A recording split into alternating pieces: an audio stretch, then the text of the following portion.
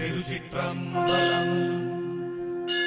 ஓம் சிவா திருச்சிற்றம்பலம்.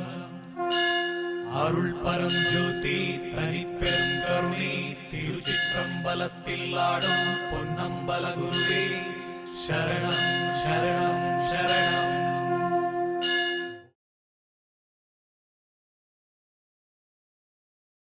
ತಿರುಚಿಟ್ರಂಬಲಂ ಅರುಳ್ ಪರಂ ಜ್ಯೋತಿ ತನಿಪೆರಂ ಕರುಣಿ ಎಲ್ಲ ಜೀವರಾಶಿಗಳು ಚೆನ್ನಾಗಿರಲಿ. ಸರ್ವಲೋಕವು ಸುಖಿನೋ ಭವಂತು. ಓಂ ಗುರುದೇವ್. ಶುಭಂ ಶುಭಂ ಶುಭಂ.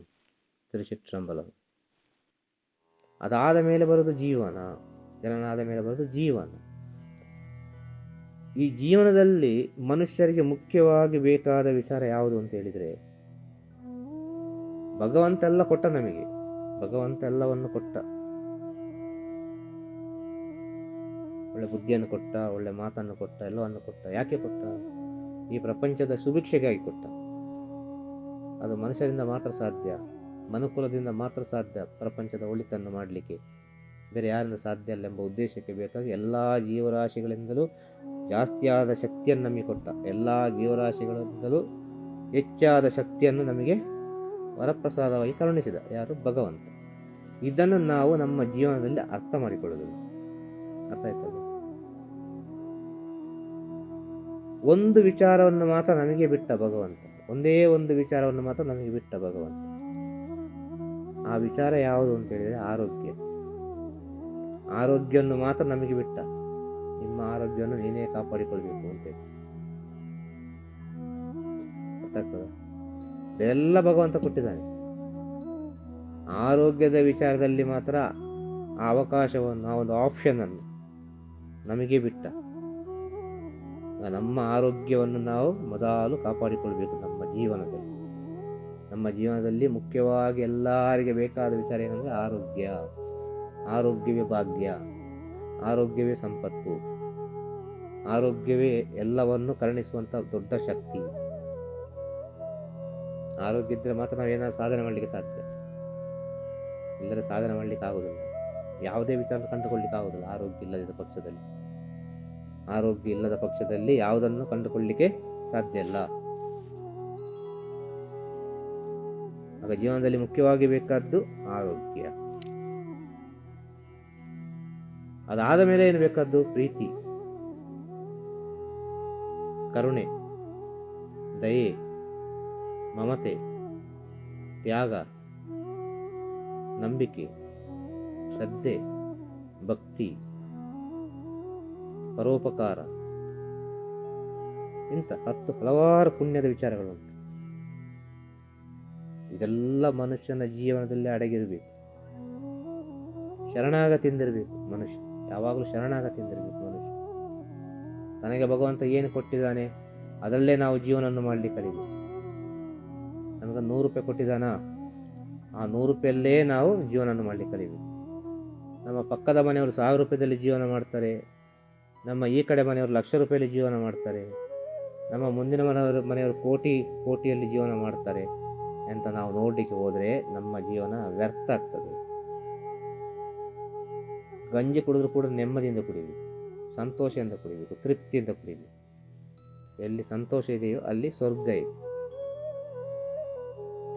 ಎಲ್ಲಿ ದುಃಖ ಇದೆಯೋ ಅಲ್ಲಿ ನರಕ ಇದೆ. ಎಲ್ಲಿ ಸಂತೋಷ ಇದೆಯೋ ಅಲ್ಲಿ ಸ್ವರ್ಗ ಇದೆ. ಎಲ್ಲಿ ದುಃಖ ಇದೆಯೋ ಅಲ್ಲಿ ನರಕ ಇದೆ. ಆಗ ಸಂತೋಷವನ್ನು, ದುಃಖವನ್ನು ಸೃಷ್ಟಿ ಮಾಡೋದು ನಾವು. ನಮ್ಮ ಬುದ್ಧಿಗೆ ಬಿಟ್ಟಂತ ವಿಚಾರ.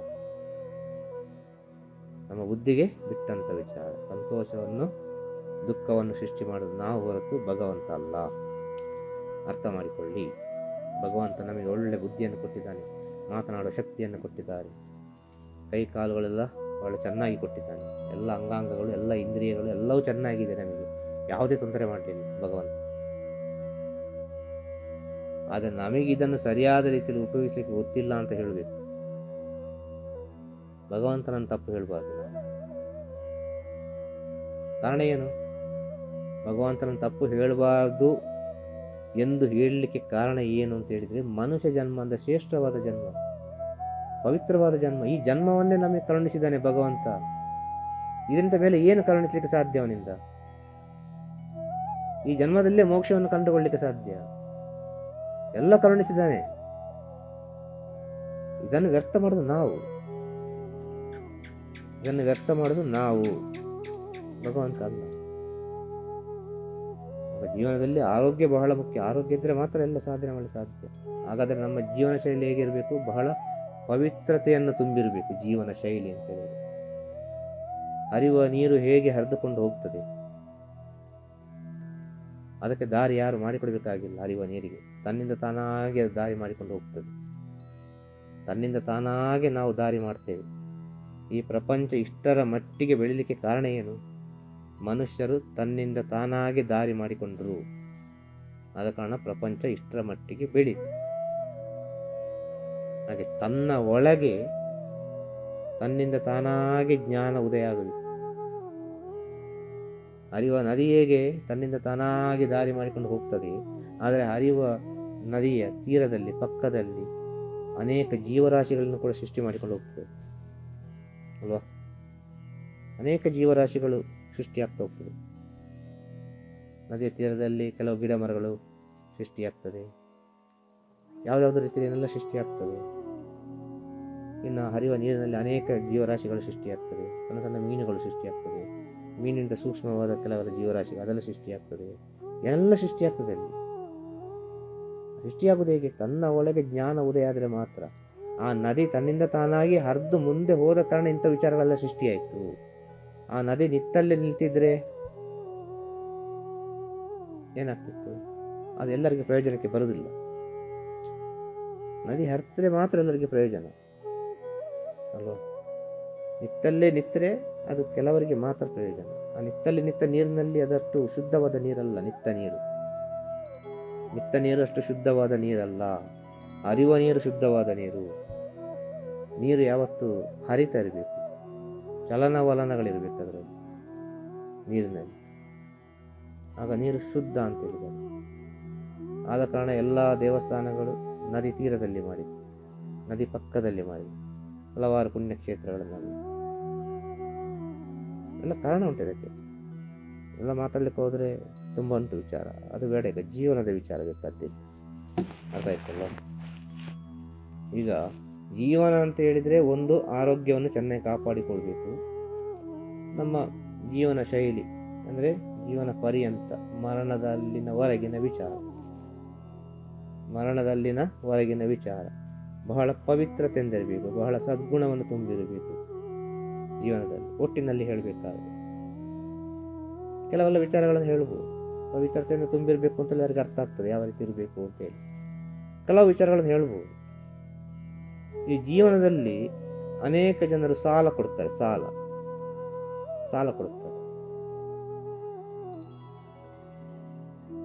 ಸಾಲ ಕೊಡಬಾರ್ದು ಯಾರಿಗೆ ಕೂಡ. ಇದು ದೊಡ್ಡ ತಪ್ಪು. ಇದು ಸಾಲ ಕೊಡಬಾರ್ದು. ನಾವೇ ಸಾಲಗಾರರು, ಯಾವುದೋ ಒಂದು ರೀತಿಯಲ್ಲಿ ನಾವು ಸಾಲಗಾರರು. ಆ ಸಾಲವನ್ನು ಮುಗಿಸ್ಲಿಕ್ಕೆ ಜನ್ಮವನ್ನು ನಾವು ಪಡೆದುಕೊಂಡು ಬರ್ತಾ ಇದ್ದೇವೆ. ಸಾಲವನ್ನು ಮುಗಿಸ್ಲಿಕ್ಕೆ ಬೇಕು. ಸಾಲ ಅಂತ ಹೇಳೋ ವಿಚಾರ ಬಂದದ್ದು. ಯಾಕೆ ಅಂತ ಹೇಳಿದ್ರೆ ಆತ್ಮಗಳಿಗೆ ಕರ್ಮ, ಋಣ, ಪಾಪ, ಪುಣ್ಯ, ಆಸೆ ಇವೆಲ್ಲವೂ ಇರ್ತದೆ. ಆತ್ಮಗಳಿಗೆ ಇವೆಲ್ಲವೂ ತುಂಬಿರ್ತದೆ. ಆಗ ಹೋದ ಜನ್ಮದಲ್ಲಿ ಮಾಡಿದ ವಿಚಾರವನ್ನು ನಾವು ಈ ಜನ್ಮದಲ್ಲಿ ಅನುಭವಿಸಲೇಬೇಕು. ಇದೇ ಸತ್ಯ. ಜೀವಾತ್ಮವಾಗಿರುವಾಗ ಎಲ್ಲ ವಿಚಾರವನ್ನು ತುಂಬಿಸಿರ್ತದೆ. ಅದು ಜೀವಾತ್ಮವಾಗಿ ಅದು ಪರಿಶುದ್ಧವಾಗುವುದಿಲ್ಲ. ದೇಹವನ್ನು ಬಿಡುವ ಸಮಯದಲ್ಲಿ, ದೇಹವನ್ನು ಆತ್ಮ ಬಿಡುವ ಸಮಯದಲ್ಲಿ, ಈ ದೇಹದಿಂದ ಜೀವಾತ್ಮ ಬಿಡುಗಡೆ ಹೊಂದುವ ಸಮಯದಲ್ಲಿ ಅದು ಪರಿಶುದ್ಧವಾಗಿರುವುದಿಲ್ಲ. ಅನೇಕ ರೀತಿಯ ವಿಚಾರಗಳನ್ನೆಲ್ಲ ತುಂಬಿಸಿಕೊಂಡು ಬರ್ತದೆ. ಆ ವಿಚಾರಗಳನ್ನು ಈ ಜನ್ಮದಲ್ಲಿ ಅನುಭವಿಸದ ಹಾಗೆ ಕೂಡ ಮಾಡ್ಬೋದು, ಅನುಭವಿಸುವ ಹಾಗೆ ಕೂಡ ಮಾಡ್ಬೋದು. ಅರ್ಥ ಆಗ್ತದೆ? ಹೋದ ಜನ್ಮದ ವಿಚಾರವನ್ನು ಈ ಜನ್ಮದಲ್ಲಿ ಅನುಭವಿಸದ ರೀತಿಯಲ್ಲಿ ಕೂಡ ನಮ್ಮ ಜೀವನ ಶೈಲಿ ಮಾಡ್ಬೋದು. ಅದಕ್ಕೆ ಮುಖ್ಯ ಕಾರಣ ಯಾವುದು? ಜನನ ಆಗುವ ರೀತಿ ನೀತಿಗಳು ಯಾವ ರೀತಿ ಇರಬೇಕು ಆ ರೀತಿ ಇದ್ದರೆ ಹೋದ ಜನ್ಮದ ವಿಚಾರಗಳು ಯಾವುದು ಈ ಜನ್ಮಕ್ಕೆ ಬರುವುದಿಲ್ಲ. ಯಾವುದೇ ರೀತಿ ನೀತಿಗಳಿಲ್ಲದೆ, ಇಂಥ ಪುಣ್ಯದ ವಿಚಾರಗಳಲ್ಲಿಲ್ಲದೆ, ಇಂಥ ಪವಿತ್ರವಾದ ವಿಚಾರಗಳಲ್ಲಿಲ್ಲದೆ ಜನ್ಮವಾಗುವ ಸಮಯದಲ್ಲಿ ಹೋದ ಜನ್ಮದ ಅಷ್ಟೋ ವಿಚಾರಗಳು ಹಾಗೆ ಕಂಟಿನ್ಯೂ ಬಂದೇ ಬರ್ತದೆ. ಅದು ಬರಲಿ, ಪರವಾಗಿಲ್ಲ. ಕೂಡಿದಷ್ಟು ಮಟ್ಟಿಗೆ ಅದನ್ನು ನಾವು ಪರಿವರ್ತನೆಗೊಳಿಸಲಿಕ್ಕೆ ಕಲಿಬೇಕು. ಕೂಡಿದಷ್ಟು ಮಟ್ಟಿಗೆ ನಾವು ಅದನ್ನು ಪರಿವರ್ತನೆಗೊಳಿಸಲಿಕ್ಕೆ ಕಲಿಬೇಕು. ಆ ಪರಿವರ್ತನೆ ಆಗುವ ಸ್ಥಳ ಯಾವುದು ಅಂದರೆ ಅಮ್ಮನ ಗರ್ಭಸ್ಥಾನ, ಬೇರೆ ಯಾವುದಲ್ಲ. ಯಾಕೆ ಹೇಳ್ತಾ ಇದ್ದೇನೆ ಸೂಕ್ಷ್ಮವಾಗಿ ಒತ್ತಿ ಒತ್ತಿ ಪುನಃ ಪುನಃ ಹೇಳ್ತಾ ಇದ್ದೇನೆ, ಯಾಕೆಂದರೆ ಅರ್ಥ ಮಾಡಿಕೊಳ್ಬೇಕು ಎಂಬ ಉದ್ದೇಶಕ್ಕೆ. ಪ್ರವಚನ ಅಲ್ಲ ಇದು, ಪ್ರವಚನ ಮಾಡೋದಲ್ಲ. ಪ್ರವಚನದ ವಿಚಾರ ಬೇರೆ, ಪ್ರವಚನದ ಶೈಲಿಯೇ ಬೇರೆ, ಪ್ರವಚನ ಮಾಡುವ ವಿಚಾರಧಾರೆಯೇ ಬೇರೆ. ಇಲ್ಲಿ ಹೇಳುವ ವಿಚಾರ ಏನು ಅಂತ ನೀವೇ ಅರ್ಥ ಮಾಡಿಕೊಳ್ಬೇಕು. ಇವರು ಯಾವುದರ ಬಗ್ಗೆ ಮಾತಾಡ್ತಾರೆ, ಯಾಕೆ ಬೇಕಾಗಿ ಮಾತಾಡ್ತಾರೆ, ಇದರಿಂದ ಏನು ಪ್ರಯೋಜನ ಎಂಬ ವಿಚಾರದ ನಿಮಗೆ ಬಿಟ್ಟಂತ ವಿಚಾರ, ನಮ್ಮ ಜ್ಞಾನಕ್ಕೆ ಬಿಟ್ಟಂತ ವಿಚಾರ. ಆಗ ಸಾಲ ಎಂಬ ವಿಚಾರದಲ್ಲಿ ಬಂದದ್ದು ಅಲ್ವಾ. ಆಗ ನಾವು ಹೋದ ಜನ್ಮದಲ್ಲಿ ಏನೆಲ್ಲ ಮಾಡಿದ್ದೇವೆ ಅದನ್ನು ಈ ಜನ್ಮದಲ್ಲಿ ಅನುಭವಿಸಲೇಬೇಕು. ಅದು ಸಾಲವಾಗಿ ಪರಿವರ್ತನೆ ಆಗ್ತದೆ.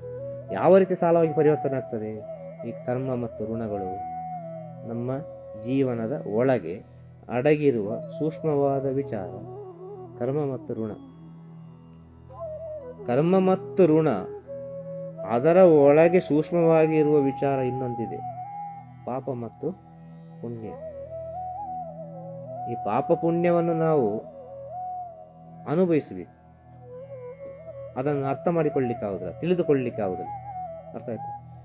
ಈ ಪಾಪ ಪುಣ್ಯವನ್ನು ನಾವು ಅನುಭವಿಸಬೇಕು, ಯಾವುದೋ ಒಂದು ರೀತಿಯಲ್ಲಿ ಅನುಭವಿಸಬೇಕು. ಅದು ತಿಳಿದುಕೊಳ್ಳಿಕ್ಕಾಗುದಿಲ್ಲ. ನಾನು ಎಷ್ಟು ಪುಣ್ಯ ಮಾಡಿದ್ದೇನೆ, ಎಷ್ಟು ಪಾಪ ಮಾಡಿದ್ದೇನೆ ನಮಗೆ ಅರ್ಥ ಆಗುದಿಲ್ಲ. ಅದು ಅದರ ಜಡ್ಜ್ಮೆಂಟೇ ಬೇರೆ. ಅದು ನಮ್ಮಿಂದ ಜಡ್ಜ್ಮೆಂಟ್ ಮಾಡಲಿಕ್ಕೆ ಆಗುದಿಲ್ಲ. ಅದು ಹೋದ ಜನ್ಮ ನಾನು ಎಷ್ಟು ಪಾಪ ಮಾಡಿದ್ದೇನೆ, ಎಷ್ಟು ಪುಣ್ಯ ಮಾಡಿದ್ದೇನೆ ತಿಳ್ಕೊಳ್ಳಿಕ್ಕೆ ಆಗುದಿಲ್ಲ. ಅನುಭವಿಸ್ಲಿಕ್ಕೆ ಆಗ್ತದೆ. ಅನುಭವಿಸುವುದೆಂಬ ವಿಚಾರ ಯಾವುದು? ಕರ್ಮ ಮತ್ತು ಋಣ. ಕರ್ಮ ಅಂದರೆ ಏನು?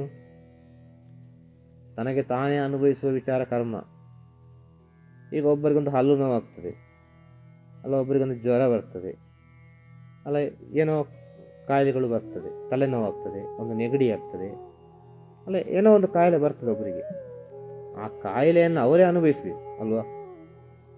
ಅದು ಅವರ ಹೆಂಡತಿ ಕೊಡಲಿಕ್ಕೆ ಆಗೋದಿಲ್ಲ, ಅವರ ಮಕ್ಕಳಿಗೆ ಕೊಡಲಿಕ್ಕೆ ಆಗೋದಿಲ್ಲ, ಅವರ ಬಂಧು ಬಳಗದವರಿಗೆ ಅದು ಹಂಚಲಿಕ್ಕೆ ಆಗೋದಿಲ್ಲ ಅಲ್ವಾ. ಕರ್ಮ ಅಂದರೆ ಈಗೇನು ಅರ್ಥ ಆಯ್ತಲ್ಲ? ನಮಗೆ ನಾವೇ ಅನುಭವಿಸ್ತಿರುವ ವಿಚಾರ ಕರ್ಮ. ಅದಕ್ಕೊಂದು ಉದಾಹರಣೆ ಹೇಳಿದ್ದು, ಒಂದು ರೋಗದ ಉದಾಹರಣೆಯನ್ನು ಹೇಳಿದ್ದು. ಆ ರೋಗ ಬಂದರೆ ಆ ರೋಗವನ್ನು ನಾವು ಯಾರಿಗೂ ಶೇರ್ ಮಾಡಲಿಕ್ಕೆ ಆಗೋದಿಲ್ಲ.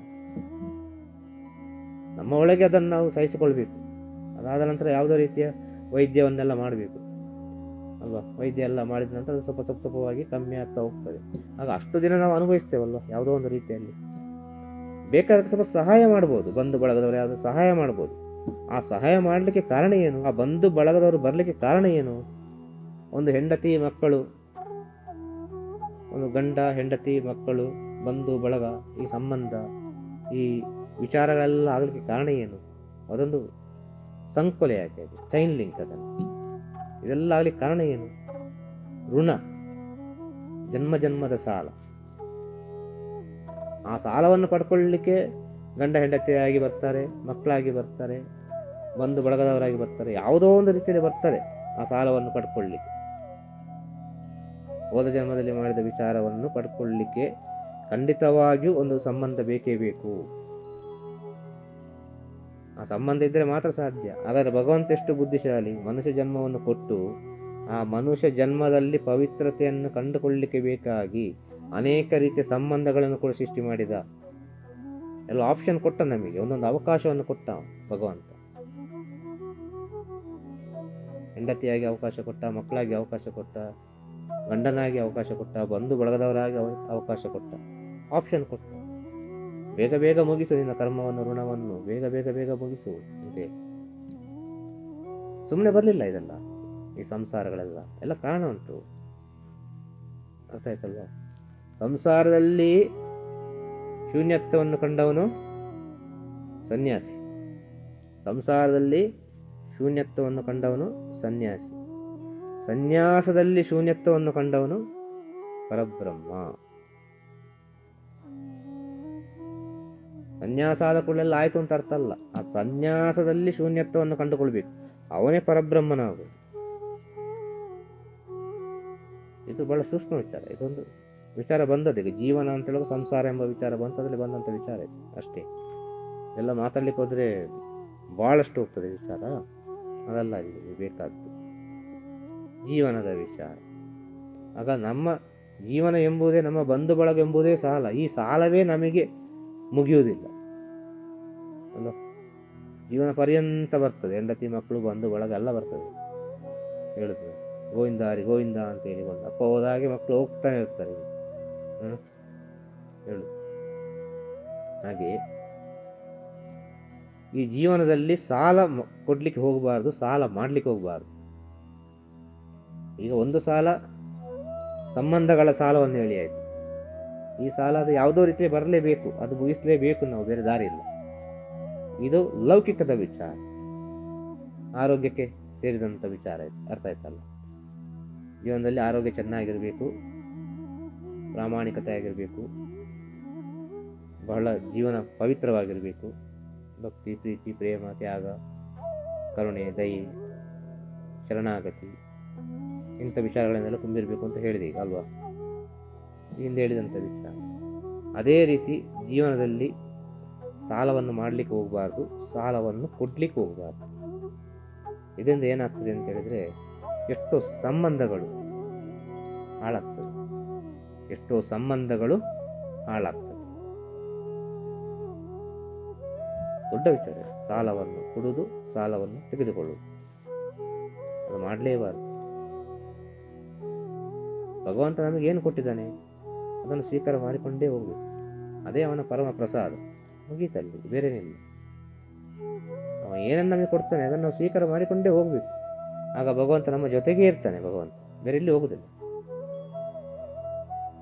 ಅವನು ಕೊಟ್ಟ ವಿಚಾರಕ್ಕಿಂತ ಅಧಿಕ ಪಕ್ಷದಲ್ಲಿ ನಾವು ಆಸೆ ಕೊಡೋ ಸಮಯದಲ್ಲಿ ಅವ ನಮ್ಮಿಂದ ಸ್ವಲ್ಪ ದೂರ ಆಗ್ತಾನೆ.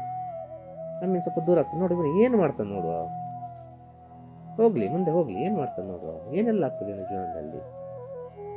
ನಾವು ಸುಮ್ಮನೆ ಸೈಲೆಂಟ್ ಆಗಿ ಮೌನದಲ್ಲಿ ನೋಡ್ತಾ ಇರ್ತಾನೆ. ಆದ ಕಾರಣ ಭಗವಂತನಿಗೆ ಮೌನಿ ಅಂತ ಹೇಳಿದ್ದಾರೆ. ದೇವರಿಗೆ ಮೌನ, ಅವನು ಯಾವತ್ತಿದ್ರೂ ಮೌನದಲ್ಲಿ ನೋಡಿಕೊಂಡಿರ್ತಾನೆ ನಾವು ಎಲ್ಲ ವಿಚಾರ. ಅರ್ಥ ಆಗ್ತದಲ್ಲ ಹೇಳುದು. ಭಗವಂತ ಅಂತ ಹೇಳುವನು ಮೌನ. ಭಗವಂತ ನಮಗೆ ಏನು ಕೊಟ್ಟಿದ್ದಾನೆ ಅದರಲ್ಲಿ ನಾವು ಜೀವನ ಮಾಡ್ಲಿಕ್ಕೆ ಕಲಿಬೇಕು. ಅದೇ ಇರಲಿ ನಮ್ಮ ಜೀವನ, ಮುಗೀತು, ಬೇರೆ ನಮಗೆ ಜೀವನ. ಇವತ್ತು ಗಂಜಿ ಕೊಟ್ಟನ ಸಂತೋಷದಲ್ಲಿ ಊಟ ಮಾಡುವ, ನಾಳೆ ಬಿರಿಯಾನಿ ಕೊಟ್ಟನ ಸಂತೋಷದಲ್ಲಿ ಊಟ ಮಾಡುವ, ನಾಡ್ದು ಒಂದಿನ ಊಟವೇ ಕೊಡುವುದಿಲ್ಲ, ಸಂತೋಷದಿಂದ ಇರುವ.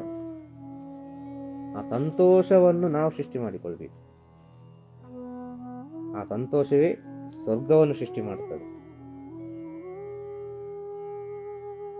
ನಮಗೆ ಏನು ಬೇಕು ಅದು ಖಂಡಿತ ಭಗವಂತ ಕೊಟ್ಟೇ ಕೊಡ್ತಾನೆ. ಆ ದಿನಕ್ಕೆ, ಈ ದಿನ ನೀನು ಜೀವಂತವಾಗಿದ್ಯಾ, ನಿನಗೆ ಏನೆಲ್ಲ ಬೇಕು ಅದು ಭಗವಂತ ಕೊಟ್ಟೇ ಕೊಡ್ತಾನೆ. ಕಣ್ಣಿಗೆ ಕಾಣದ ಸಣ್ಣ ಇರುವೆಗೆ ಕೂಡ ಒಂದು ಆಹಾರವನ್ನು ಕೊಟ್ಟಿದ್ದಾನೆ ಅಲ್ವಾ. ಇನ್ನು ಅದರಿಂದ ಸೂಕ್ಷ್ಮವಾದ ಜೀವರಾಶಿಗಳಿದೆ, ಅದು ನಮ್ಮ ಕಣ್ಣಿಗೆ ಕಾಣುವುದಿಲ್ಲ. ಅದಕ್ಕೆ ಸಹ ಬೇಕಾದ ಎಲ್ಲ ವಿಚಾರಗಳನ್ನು ಕೊಟ್ಟಿದ್ದಾನೆ ಅಲ್ವಾ. ಹುಟ್ಟಿಸಿದಾತನು ಸಲಹೋನು, ಇದಕ್ಕೆ ಸಂಶಯ ಬೇಡ ಅಂತ ಹೇಳಿದ್ದಾನೆ. ಹುಟ್ಟಿಸಿದಾತನು ಸಲಹೋನು, ಇದಕ್ಕೆ ಸಂಶಯ ಬೇಡ. ಆಗ ನಮಗೆ ಏನು ಬೇಕಾದ ಕೊಟ್ಟೇ ಕೊಟ್ಟಿರ್ತಾನೆ. ಅವ ಕೊಟ್ಟದ್ದು ನಮಗೆ ಕಣ್ಣಿಗೆ ಕಾಣುವುದಿಲ್ಲ, ಏನೆಲ್ಲ ಕೊಟ್ಟಿದ್ದಾನೆ ಅಂತೇಳಿ. ಅವ ಯಾವುದು ನಮಗೆ ಕೊಡ್ಲಿಲ್ಲ ಅದರ ಬಗ್ಗೆ ನಮಗೆ ಆಸೆ ಬಹಳಷ್ಟು ಇರ್ತದೆ. ಆಗ ನಮ್ಮ ಜೀವನಕ್ಕೆ ಏನು ಬೇಕು ಅಷ್ಟು ಕೊಟ್ಟಿದ್ದಾನೆ. ಒಂದು ಸಾಧು ಸಂತನಿಗೆ ಏನು ಬೇಕಾದ್ದು, ಹೊಟ್ಟೆಗೆ ಒಂದಿಡಿ ಅನ್ನ, ಮಾನ ಕಾಯಲಿಕ್ಕೊಂದು ವಸ್ತ್ರ, ಮಲ್ಕೊಳ್ಳಿಕ್ಕೊಂದು ಸ್ಥಳ ಅಲ್ವಾ. ಅದು ಎಲ್ಲಿದ್ರೂ ಸರಿ, ಮರದಾಡಿ ಆದರೂ ಸರಿ, ಎಲ್ಲಿ ಆದರೂ ಸರಿ, ಅಷ್ಟೇ ಅವನಿಗೆ ಬೇಕಾದ್ದು. ಅದೆಂತ ಜಾಸ್ತಿ ಅವನ ಆಸೆ ಪಡಬಾರ್ದು. ಒಂದು ಸಂಸಾರಸ್ಥರಿಗೆ ಏನು ಬೇಕಾದ್ದು, ಒಂದು ಮನೆ, ಉದಾಹರಣೆ ಹೇಳಿ, ಇದೆಲ್ಲ ಒಂದು ಉದಾಹರಣೆ. ಒಂದು ಮನೆ, ಆ ಮನೆಯಲ್ಲಿ ತಾಯಿ ತಂದೆ ಮಕ್ಕಳು 4 ಜನ 5 ಜನ ಇರಲಿಕ್ಕೊಂದು ಸ್ಥಳ, ಅವರಿಗೊಂದು ಪ್ರೊಟೆಕ್ಷನ್. ಅದು ಸಂಸಾರಸ್ಥರಿಗೆ ಒಂದು ಸೇಫ್ಟಿ ಇರಬೇಕು ಅವರಿಗೆ. ಮತ್ತು ಅವರ ದೈನಂದಿನ ಖರ್ಚುಗಳಿಗೆ ಬೇಕಾದ ವಿಚಾರಗಳು, ಆಹಾರಕ್ಕೆ, ಒಂದು ವಸ್ತ್ರಕ್ಕೆ. ಮತ್ತು ಸ್ವಂತ ಮನೆ ಆದರೆ ವಿಚಾರ ಬೇರೆ, ಬಾಡಿಗೆ ಮನೆಗಳಿದ್ದರೆ ಬಾಡಿಗೆ ಕೊಡಬೇಕು, ಇಂಥೆಲ್ಲ ವಿಚಾರಗಳಿರ್ತದೆ. ಅವನಿಗೊಂದು ಎಷ್ಟು ವಿಚಾರ ಬೇಕು, ಅವನಿಗೆ ಇಷ್ಟರ ಮಟ್ಟಿಗೆ ಬೇಕು, ಅಷ್ಟರ ಮಟ್ಟಿಗೆ ಭಗವಂತ ಎಲ್ಲರಿಗೂ ಕೊಟ್ಟಿದ್ದಾನೆ. ಎಲ್ಲಿಯೂ ಕಮ್ಮಿ ಮಾಡಲಿಲ್ಲ ಭಗವಂತ, ಎಲ್ಲಿಯೂ ಕಮ್ಮಿ ಮಾಡಲಿಲ್ಲ. ಈ ಜೀವನದಲ್ಲಿ ಮೇಲೆ ಬರೋದಿಲ್ಲ ಅಂತ ಹೇಳ್ತಾರೆ ಕೆಲವರೆಲ್ಲ. ಜೀವನದಲ್ಲಿ ನಾವು ಮೇಲೆ ಬರಲಿಲ್ಲಪ್ಪ, ಜೀವನ ಪರ್ಯಂತ ನಮಗೆ ಕಷ್ಟವೇ, ನಾವೆಲ್ಲ ದೇವಸ್ಥಾನಕ್ಕೆ ಹೋದೆವು, ಎಲ್ಲ ಪೂಜೆ ಮಾಡಿದ್ದೇವೆ, ಎಲ್ಲ ಗುರುಗಳ ಹೋದೆವು, ಆಶೀರ್ವಾದ ಪಡ್ಕೊಂಡೆವು, ಎಲ್ಲ ಮಾಡಿದೆವು, ಆದರೆ ನಮಗೇನು ಪ್ರಯೋಜನ ಆಗಲಿಲ್ಲ ಅಂತ ಹೇಳ್ತಾರೆ. ಕಾರಣ ಏನು? ಅವರು ಮಾಡುವ ಕೆಲಸದ ಮೇಲೆ ಅವರಿಗೆ ಪ್ರೀತಿ ಇಲ್ಲ, ಅವರು ಮಾಡುವ ಕೆಲಸದ ಮೇಲೆ ಅವರಿಗೆ ಗೌರವ ಇಲ್ಲ, ಒಂದು ಶ್ರದ್ಧೆಯಿಂದ ಕೆಲಸವನ್ನು ಮಾಡೋದಿಲ್ಲ, ಒಂದು ಭಕ್ತಿಯಿಂದ ಕೆಲಸವನ್ನು ಮಾಡೋದಿಲ್ಲ, ಒಂದು ಪ್ರಾಮಾಣಿಕತೆಯಿಂದ ಕೆಲಸವನ್ನು ಮಾಡೋದಿಲ್ಲ. ಆ ದಿನ ಕಳೆದರೆ ಸಾಕು ಅಂತೇಳಿ ಇರ್ತಾರೆ. ಆ ದಿನ ಕಳೆದರೆ ಸಾಕು, ನಾಳೆದು ನಾಳೆ ನೋಡಿಕೊಳ್ಳುವ. ತಪ್ಪು. ಸಂಸಾರಸ್ಥರಿಗೆ ನಾಳಿನ ಚಿಂತೆ ಬೇಕು, ಸಂಸಾರಸ್ಥರಿಗೆ ನಾಳಿನ ಚಿಂತೆ ಇರಬೇಕು. ಸನ್ಯಾಸಿಗಳಿಗೆ ಈ ಕ್ಷಣದ ಚಿಂತೆ ಇರಬೇಕು. ಸನ್ಯಾಸಿಗಳು ಯಾವಾಗಲೂ ಮರಣವನ್ನು ಆಮಂತ್ರಿಸ್ತಾ ಇರಬೇಕು. ಸನ್ಯಾಸಿಗಳು ಅರ್ಥ ಆಗ್ತಲ್ಲ, ಸಾಧುಗಳು, ಸಂತರುಗಳು, ಯೋಗಿಗಳು, ಋಷಿಮುನಿಗಳೆಲ್ಲ ಸನ್ಯಾಸಿಗಳು ಅಂತ ಹೇಳೋದಲ್ಲ ಟೋಟಲ್ ಆಗಿ. ಇವರು ಹೇಗಿರಬೇಕು ಅಂತ ಹೇಳಿದರೆ, ಮರಣವನ್ನು ಯಾವಾಗಲೂ ತನ್ನ ಎದುರು ನೋಡ್ತಾನೆ ಇರಬೇಕು ಅವರು. ಅರ್ಥ ಆಯ್ತಲ್ಲ. ಸಂಸಾರಿಗಳು ಮರಣವನ್ನು ಬಹಳ ದೂರದಲ್ಲಿ ನೋಡಬೇಕು, ಹತ್ತಿರದಲ್ಲಿ ನೋಡಬಾರ್ದು. ಕಾರಣ ಏನು? ಸಂಸಾರದಿಂದ ಈ ಲೋಕಕ್ಷೇಮವಾಗುವುದು. ಸಂಸಾರ ಇದ್ದರೆ ಮಾತ್ರ ಈ ಪ್ರಪಂಚ ಚೆನ್ನಾಗಿರೋದು. ಇದೆಲ್ಲ ಜೀವನದಲ್ಲಿ ಬರುವಂಥ ವಿಚಾರ, ಇದೆಲ್ಲ ಜೀವನದಲ್ಲಿ ಬರುವಂಥ ವಿಚಾರ. ಆಗ ಸಾಲವನ್ನು ಮಾಡಲಿಕ್ಕೆ ಹೋಗಬಾರ್ದು, ಸಾಲವನ್ನು ಕೊಡಲಿಕ್ಕೆ ಹೋಗಬಾರ್ದು. ಒಂದು ವೇಳೆ ನಾವು ಸಾಲವನ್ನು ಕೊಟ್ಟರೆವು ಅಂತ ಆದರೆ, ಆ ಸಾಲ ಕೊಟ್ಟದ್ದನ್ನು ನಾವು ಮರಿಬೇಕು, ಆ ಸಾಲ ಕೊಟ್ಟದ್ದನ್ನು ನಾವು ಮರ್ತು ಬಿಡಬೇಕು. ಇದೆಲ್ಲ ಭಗವಂತನದ್ದು, ನನ್ನದೇನಿಲ್ಲ, ನನಗೆ ಎಷ್ಟು ಬೇಕಷ್ಟು ಕೊಟ್ಟಿದ್ದಾನೆ ಭಗವಂತ, ತೃಪ್ತಿಯಲ್ಲಿದ್ದೇನೆ, ನನ್ನಿಂದ ಜಾಸ್ತಿ ಇದೆ, ನನ್ನದು ಅಧಿಕವಾಗಿದೆ, ಬೇಡ ನನ್ನದಲ್ಲ ಇದು, ಭಗವಂತನಿಗೆ ಕೊಡು. ಆ ಭಗವಂತ ನಮಗೆ ಕೊಡ್ಲಿಕ್ಕೆ ಆಗುದಿಲ್ಲ, ಜೀವನದಲ್ಲಿ ಭಗವಂತನಿಗೆ ಕೊಡ್ಲಿಕ್ಕೆ ಆಗುದಿಲ್ಲ. ಆಗ ಭಗವಂತನ ರೂಪವಾಗಿ ಎಷ್ಟೋ ಜೀವರಾಶಿಗಳಿದೆ ಪ್ರಪಂಚದಲ್ಲಿ ಅಲ್ವಾ? ಭಗವಂತನ ಪ್ರತಿರೂಪವಾಗಿ ಎಷ್ಟೋ ಜೀವರಾಶಿಗಳಿದೆ. ಅದರಲ್ಲಿ ಬಹಳ ಪವಿತ್ರವಾದ್ದು ಮನುಷ್ಯ, ಅದರಲ್ಲಿ ಬಹಳ ಪವಿತ್ರವಾದ್ದು ಮನುಕುಲ.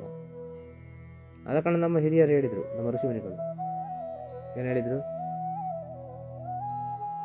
ಮನುಷ್ಯನಿಗೆ ಮನುಷ್ಯನೇ ಪರಬ್ರಹ್ಮ ಸ್ವರೂಪ, ಮನುಷ್ಯನಿಗೆ ಮನುಷ್ಯನೇ ಪರಬ್ರಹ್ಮ ಸ್ವರೂಪ. ಒಂದು ಮನುಷ್ಯನಿಗೆ ಒಂದು ಮನುಷ್ಯನೇ ಬಂದು ಉಪಕಾರ ಮಾಡಬೇಕು, ಒಂದು ಮನುಷ್ಯನಿಗೆ ಒಂದು ಮನುಷ್ಯನೇ ಬಂದು ಏನಾದರೊಂದು ಸಹಾಯ ಮಾಡಬೇಕು. ಅವನ ಕಷ್ಟಗಳಲ್ಲಿ ಆದರೂ ಸರಿ, ಅವನ ಸುಖದಲ್ಲಿ ಆದರೂ ಸರಿ, ಒಂದು ಮನುಷ್ಯನೇ ಬಂದು ಭಾಗಿಯಾಗಬೇಕು. ಆಗ ಮನುಷ್ಯನಿಗೆ ಮನುಷ್ಯನೇ ಪರಬ್ರಹ್ಮ ಸ್ವರೂಪ ಅಂತೇಳಿ. ಆಗ ನಮ್ಮಲ್ಲಿ ಭಗವಂತ ಅಧಿಕವಾಗಿ ಕೊಟ್ಟಿದ್ದಾನೆ, ಬಹಳಷ್ಟು ಕೊಟ್ಟಿದ್ದಾನೆ, ನಮ್ಮನ್ನು ಶ್ರೀಮಂತನಾಗಿ ಸೃಷ್ಟಿ ಮಾಡಿದ್ದಾನೆ ಅಂತ ಹೇಳಿದರೆ, ನಮ್ಮ ಕಣ್ಣಿಗೆ ಬಡವರು ಕಾಣಬೇಕು, ನಮ್ಮ ಕಣ್ಣಿಗೆ ಬಡವರು ಕಾಣಬೇಕು, ನಮ್ಮ ಕಣ್ಣಿಗೆ ವೃದ್ಧಾಪ್ಯದವರು ಕಾಣಬೇಕು, ನಮ್ಮ ಕಣ್ಣಿಗೆ ಇನ್ನು ವಿದ್ಯಾಭ್ಯಾಸ ಇಲ್ಲದವರು ಕಾಣಬೇಕು, ನಮ್ಮ ಕಣ್ಣಿಗೆ ಸಣ್ಣ ಸಣ್ಣ ಮಕ್ಕಳುಗಳನ್ನು ಕಾಣಬೇಕು, ನಮ್ಮ ಕಣ್ಣಿಗೆ ಬುದ್ಧಿಮಾಂದ್ಯರು ಕಾಣಬೇಕು. ಇಂಥ ವಿಚಾರಗಳೆಲ್ಲ ನಮ್ಮ ಕಣ್ಣಿಗೆ ಕಾಣಬೇಕು. ಇಂಥ ವಿಚಾರಗಳನ್ನೆಲ್ಲ ನಾವು ನೋಡುವಾಗ ನಮಗೆ ಒಂದು ಜ್ಞಾನದ ಅರಿವಾಗಬೇಕು. ನಮ್ಮ ಕಣ್ಣಿಗೆ ಕಾಣಬೇಕು ಮೊದಲು, ಆ ಕಣ್ಣಿಗೆ ಕಂಡ ನಂತರ ನಮ್ಮ ಒಳಗೊಂದು ಜ್ಞಾನದ ಅರಿವಾಗಬೇಕು. ನೀವು ತುಂಬ ಕಷ್ಟಪಡ್ತಾ ಇದ್ದಾರೆ ಎಲ್ಲರೂ, ಯಾವುದಾವುದೋ ಸ್ಥಿತಿಯಲ್ಲಿ ಇದ್ದಾರೆ. ಇವರಿಗೊಂದು ಒಳ್ಳೆಯ ಸ್ಥಿತಿಯನ್ನು ನಾವು ಕರುಣಿಸುವ. ಭಗವಂತ ಬೇಕಾದಷ್ಟು ಕೊಟ್ಟಿದ್ದಾನೆ ನನಗೆ, ನಾನು ಇದ್ದರೆ ಎಷ್ಟು ಸಮಯ ಇರ್ಬೋದು, ಇದನ್ನಿಟ್ಟು ಏನು ಪ್ರಯೋಜನ ನನಗೆ ಎಂಬ ಒಂದು ಜ್ಞಾನ ಬರಬೇಕು. ಆ ಜ್ಞಾನ ಬಂದರೆ ಅವನು ಏನು ಮಾಡ್ತಾನೆ ಅಂತ ಹೇಳಿದರೆ, ತನ್ನಲ್ಲಿರುವ ಎಲ್ಲ ವಿಚಾರಗಳನ್ನು ಈ ಪ್ರಪಂಚದ ಸುಭಿಕ್ಷೆಗಾಗಿ ಹಂಚುತ್ತಾನೆ. ಇದೆಲ್ಲ ಪ್ರಪಂಚದ ಸುಭಿಕ್ಷೆ. ಯಾವುದು? ದಾನ ಧರ್ಮ ಎಲ್ಲ ಪ್ರಪಂಚದ ಸುಭಿಕ್ಷೆ. ಒಂದು ವಿದ್ಯಾಭ್ಯಾಸ ಇಲ್ಲದವರಿಗೆ ವಿದ್ಯಾಭ್ಯಾಸ ಕೊಡೋದು ಬಹಳ ಪವಿತ್ರವಾದ ವಿಚಾರ. ಊಟ ಇಲ್ಲದವರಿಗೆ ಒಂದು ಊಟ ಕೊಡೋದು ಅದು ಬಹಳ ಪವಿತ್ರವಾದ ವಿಚಾರ. ಇನ್ನು ಅಂಗವಿಕಲರಿಗೆ ಏನಾದರೂ ಒಂದು ಸೇವೆ ಮಾಡೋದು ಅದು ಬಹಳ ಪವಿತ್ರವಾದ ವಿಚಾರ. ವೃದ್ಧಾಪ್ಯರ ಸೇವೆ ಮಾಡೋದು ಅದು ಪವಿತ್ರವಾದ ವಿಚಾರ. ಇಂಥ ಅನೇಕ ರೀತಿಗಳುಂಟು. ಇದೆಲ್ಲ ನಮ್ಮ ಕಣ್ಣಿಗೆ ಕಾಣಬೇಕು. ಯಾರ ಕಣ್ಣಿಗೆ ಕಾಣಬೇಕು? ಶ್ರೀಮಂತರ ಕಣ್ಣಿಗೆ ಕಾಣಬೇಕು. ಮನುಷ್ಯ ವರ್ಗದ ಶ್ರೀಮಂತರು ಅಂತಿದ್ದಾರೆ. ಶ್ರೀಮಂತರ ಕಣ್ಣಿಗೆ ಕಾಣಬೇಕು. ಹೆಸರಿಗೆ ಬೇಕಾಗಿ ದಾನ ಧರ್ಮ ಮಾಡಬಾರ್ದು. ಹೆಸರಿಗೆ ಬೇಕಾಗಿ ದಾನ ಧರ್ಮವನ್ನು ಮಾಡಬಾರ್ದು. ನನ್ನ ಹೆಸರನ್ನು ಮೇಲೆ ಬರೀರಿ, ನನ್ನ ಹೆಸರನ್ನು ಮೇಲೆ ಬರೆದು ಇಷ್ಟು ಕೊಟ್ಟಿದ್ದೇನೆ ಅಂತೇಳಿ ಅದರಲ್ಲಿ ಬೋರ್ಡ್ ಹಾಕಿ, ಇಂಥವ್ರಲ್ಲಿ ದಾನ ಧರ್ಮ ಮಾಡಬಾರ್ದು. ದಾನ ಧರ್ಮ ಮಾಡಿದರೆ ಗೊತ್ತೇ ಆಗಬಾರ್ದು.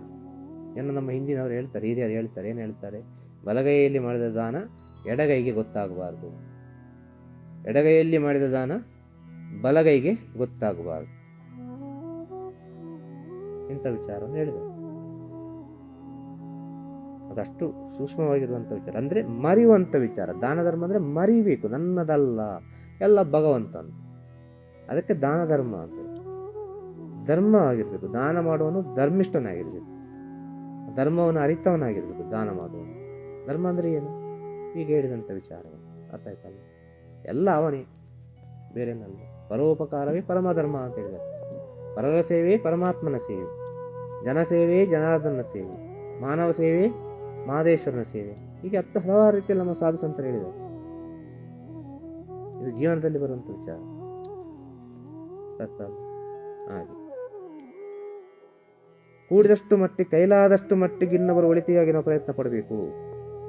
ನಾವು ಇನ್ನೊಬ್ಬರ ಒಳಿತಿಗಾಗಿ ಪ್ರಯತ್ನ ಪಡುವ ಸಮಯದಲ್ಲಿ ಭಗವಂತ ನಮ್ಮ ಜೊತೆಗೆದ್ದು ನಮ್ಮ ಒಳಿತನ್ನು ತನ್ನಿಂದ ತಾನಾಗಿ ಸೃಷ್ಟಿ ಮಾಡ್ತಾ ಇರ್ತಾನೆ. ಅದು ಯಾವುದೋ ರೀತಿಯಲ್ಲಿ ಕಣ್ಣಿಗೆ ಕಾಣಾದ ಒಂದು ಶಕ್ತಿ, ಅದು ಭಗವಂತ ಅಂತ ಹೇಳಿದರೆ. ಈ ಬ್ರಹ್ಮಾಂಡವನ್ನೇ ವ್ಯಾಪಿಸಿರುವ ಸೂಕ್ಷ್ಮವಾದ ಶಕ್ತಿ, ಈ ಬ್ರಹ್ಮಾಂಡವನ್ನೇ ವ್ಯಾಪಿಸಿರುವ ಅತಿ ಸೂಕ್ಷ್ಮವಾದ ಶಕ್ತಿ ಅಂತ ಹೇಳಿದರೆ ಭಗವಂತ.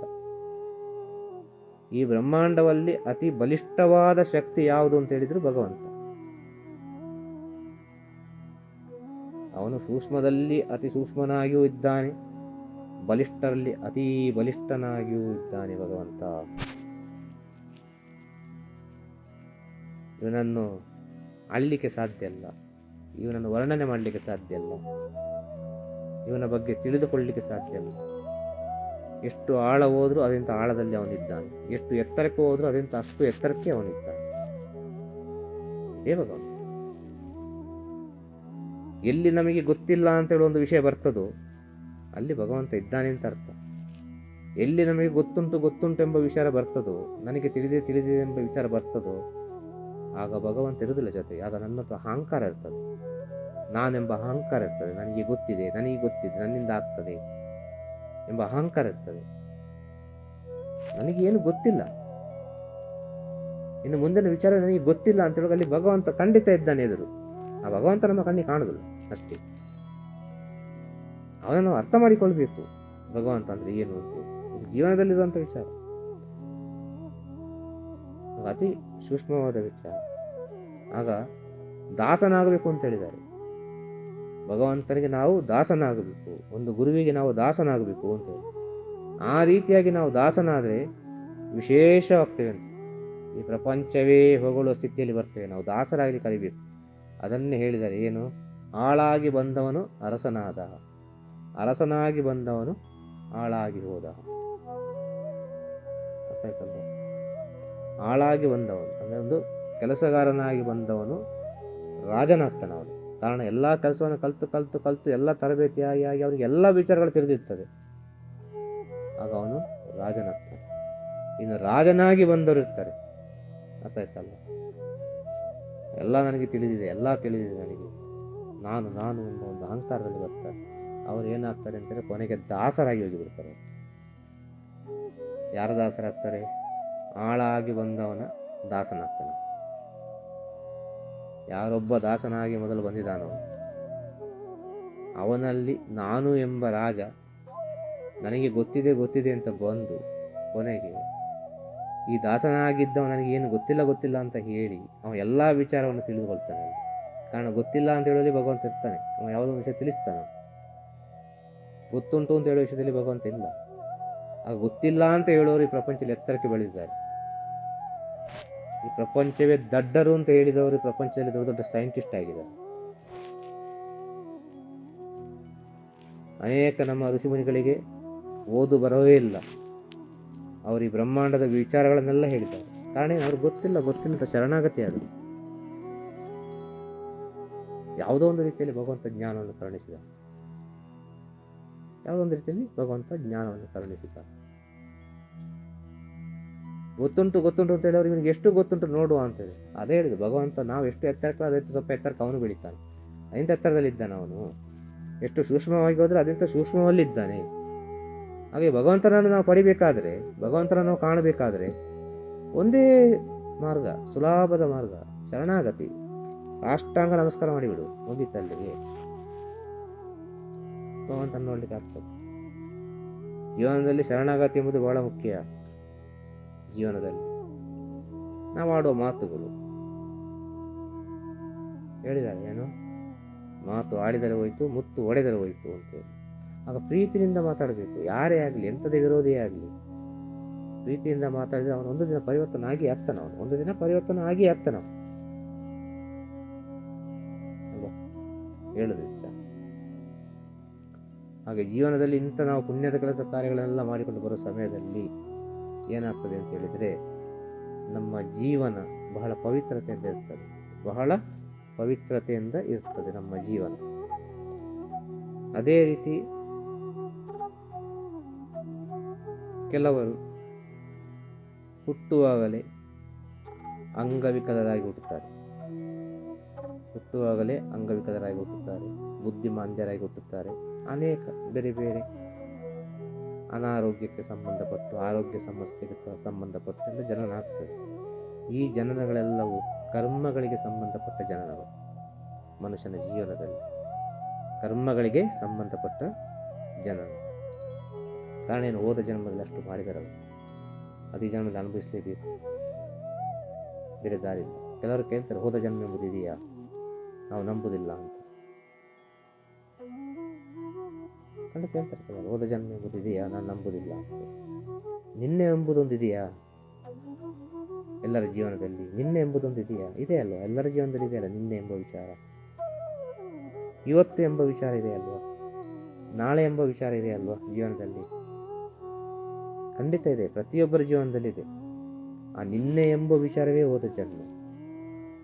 ಅದು ನಾವು ಸೂಕ್ಷ್ಮವಾಗಿ ಅದನ್ನು ಅಧ್ಯಯನ ಮಾಡುವಾಗ ನಮಗೆ ಖಂಡಿತವಾಗಿ ಈ ಜನ್ಮವನ್ನು ದಾಟಿ ಇನ್ನೊಂದು ಜನ್ಮಕ್ಕೆ ನಾವು ಹೋಗ್ತೇವೆ. ಹೋದ ಜನ್ಮ ಎಂಬುದು ಖಂಡಿತವಾಗಿದೆ. ಇದು ಅರ್ಥ ಮಾಡಿಕೊಂಡ್ರೆ ಮಾತ್ರ. ಸೂಕ್ಷ್ಮ ಹೋಗ್ಬೇಕು. ನಿನ್ನೆ ಎಂಬುದೊಂದು ಇತ್ತೆ ಅಲ್ವಾ. ಈಗ ನಮ್ಮ ಜೀವನದಲ್ಲಿ ನಾವು ಏನೋ ಒಂದು ಊಟ ಮಾಡ್ತೇವೆ, ಇವತ್ತೇನೋ ಒಂದು ನಾವು ಊಟ ಮಾಡ್ತೇವೆ, ಯಾವುದೋ ಒಂದು ವಿಚಾರದ ಬಗ್ಗೆ ಆಲೋಚನೆ ಮಾಡ್ತೇವೆ, ಯಾವುದೋ ಒಂದು ಪುಣ್ಯಕ್ಷೇತ್ರಗಳಿಗೆ ಹೋಗಿ ಬರ್ತೇವೆ, ಇನ್ನು ಅನೇಕ ಯಾತ್ರಾ ಸ್ಥಳಗಳಿಗೆ ನಾವು ಹೋಗಿ ಬರ್ತೇವೆ. ಹೋಗಿ ಬಂದ ಮೇಲೆ ಆ ವಿಚಾರವನ್ನು ಯಾಕೆ ನಾವು ಪುನಃ ಅದನ್ನು ನಾವು ಮಾತಾಡಬೇಕು? ಆ ರಿಪೀಟ್ ಯಾಕೆ ಮಾಡಬೇಕು? ಅಲ್ಲೇ ಮರ್ತು ಬರ್ಬೋದಿತ್ತಲ್ಲ ನಮಗೆ ಅಲ್ವಾ. ನಮಗೆ ಅಲ್ಲೇ ಮರ್ತು ಬರ್ಬೋದು. ಈಗ ನಾವು ಹಿಮಾಲಯಕ್ಕೆ ಹೋಗ್ತೇವೆ, ಹಿಮಾಲಯಕ್ಕೆ ಹೋಗಿ ಅಲ್ಲಿದ್ದ ವಿಚಾರಗಳನ್ನು ನಾವು ತಿಳಿದು ಅಲ್ಲಿಂದ ಬರುವಾಗ ಆ ವಿಚಾರಗಳನ್ನು ಯಾಕೆ ನಾವು ಹೊತ್ತುಕೊಂಡು ಬರಬೇಕು? ಅಲ್ಲೇ ಮರ್ತು ಬರ್ಬೋದಲ್ಲ ವಿಚಾರವನ್ನು. ಅಲ್ಲೇ ನಮಗೆ ಮರ್ತು ಬರ್ಬೋದು, ಆದರೆ ನಮಗೆ ಮರೀಲಿಕ್ಕೆ ಆಗುವುದಿಲ್ಲ. ಕಾರಣ ಏನು? ನಮಗೆ ನೆನಪು ಇದೆ, ನೆನಪಿನ ಶಕ್ತಿ ಇದೆ. ಅರ್ಥ ಮಾಡಿಕೊಳ್ಳಿ. ನಿನ್ನೆ ನಾವು ಏನೋ ಒಂದು ವಿಚಾರವನ್ನು ಊಟ ಮಾಡಿರ್ತೇವೆ. ಆ ಊಟ ಮಾಡಿದ ವಿಚಾರವನ್ನು ನಾವು ಅನುಭವಿಸೋದು ಇವತ್ತು. ಊಟ ಮಾಡಿದ ತಕ್ಷಣ ನಾವು ಅನುಭವಿಸುವುದಿಲ್ಲ, ಹೌದಲ್ಲ?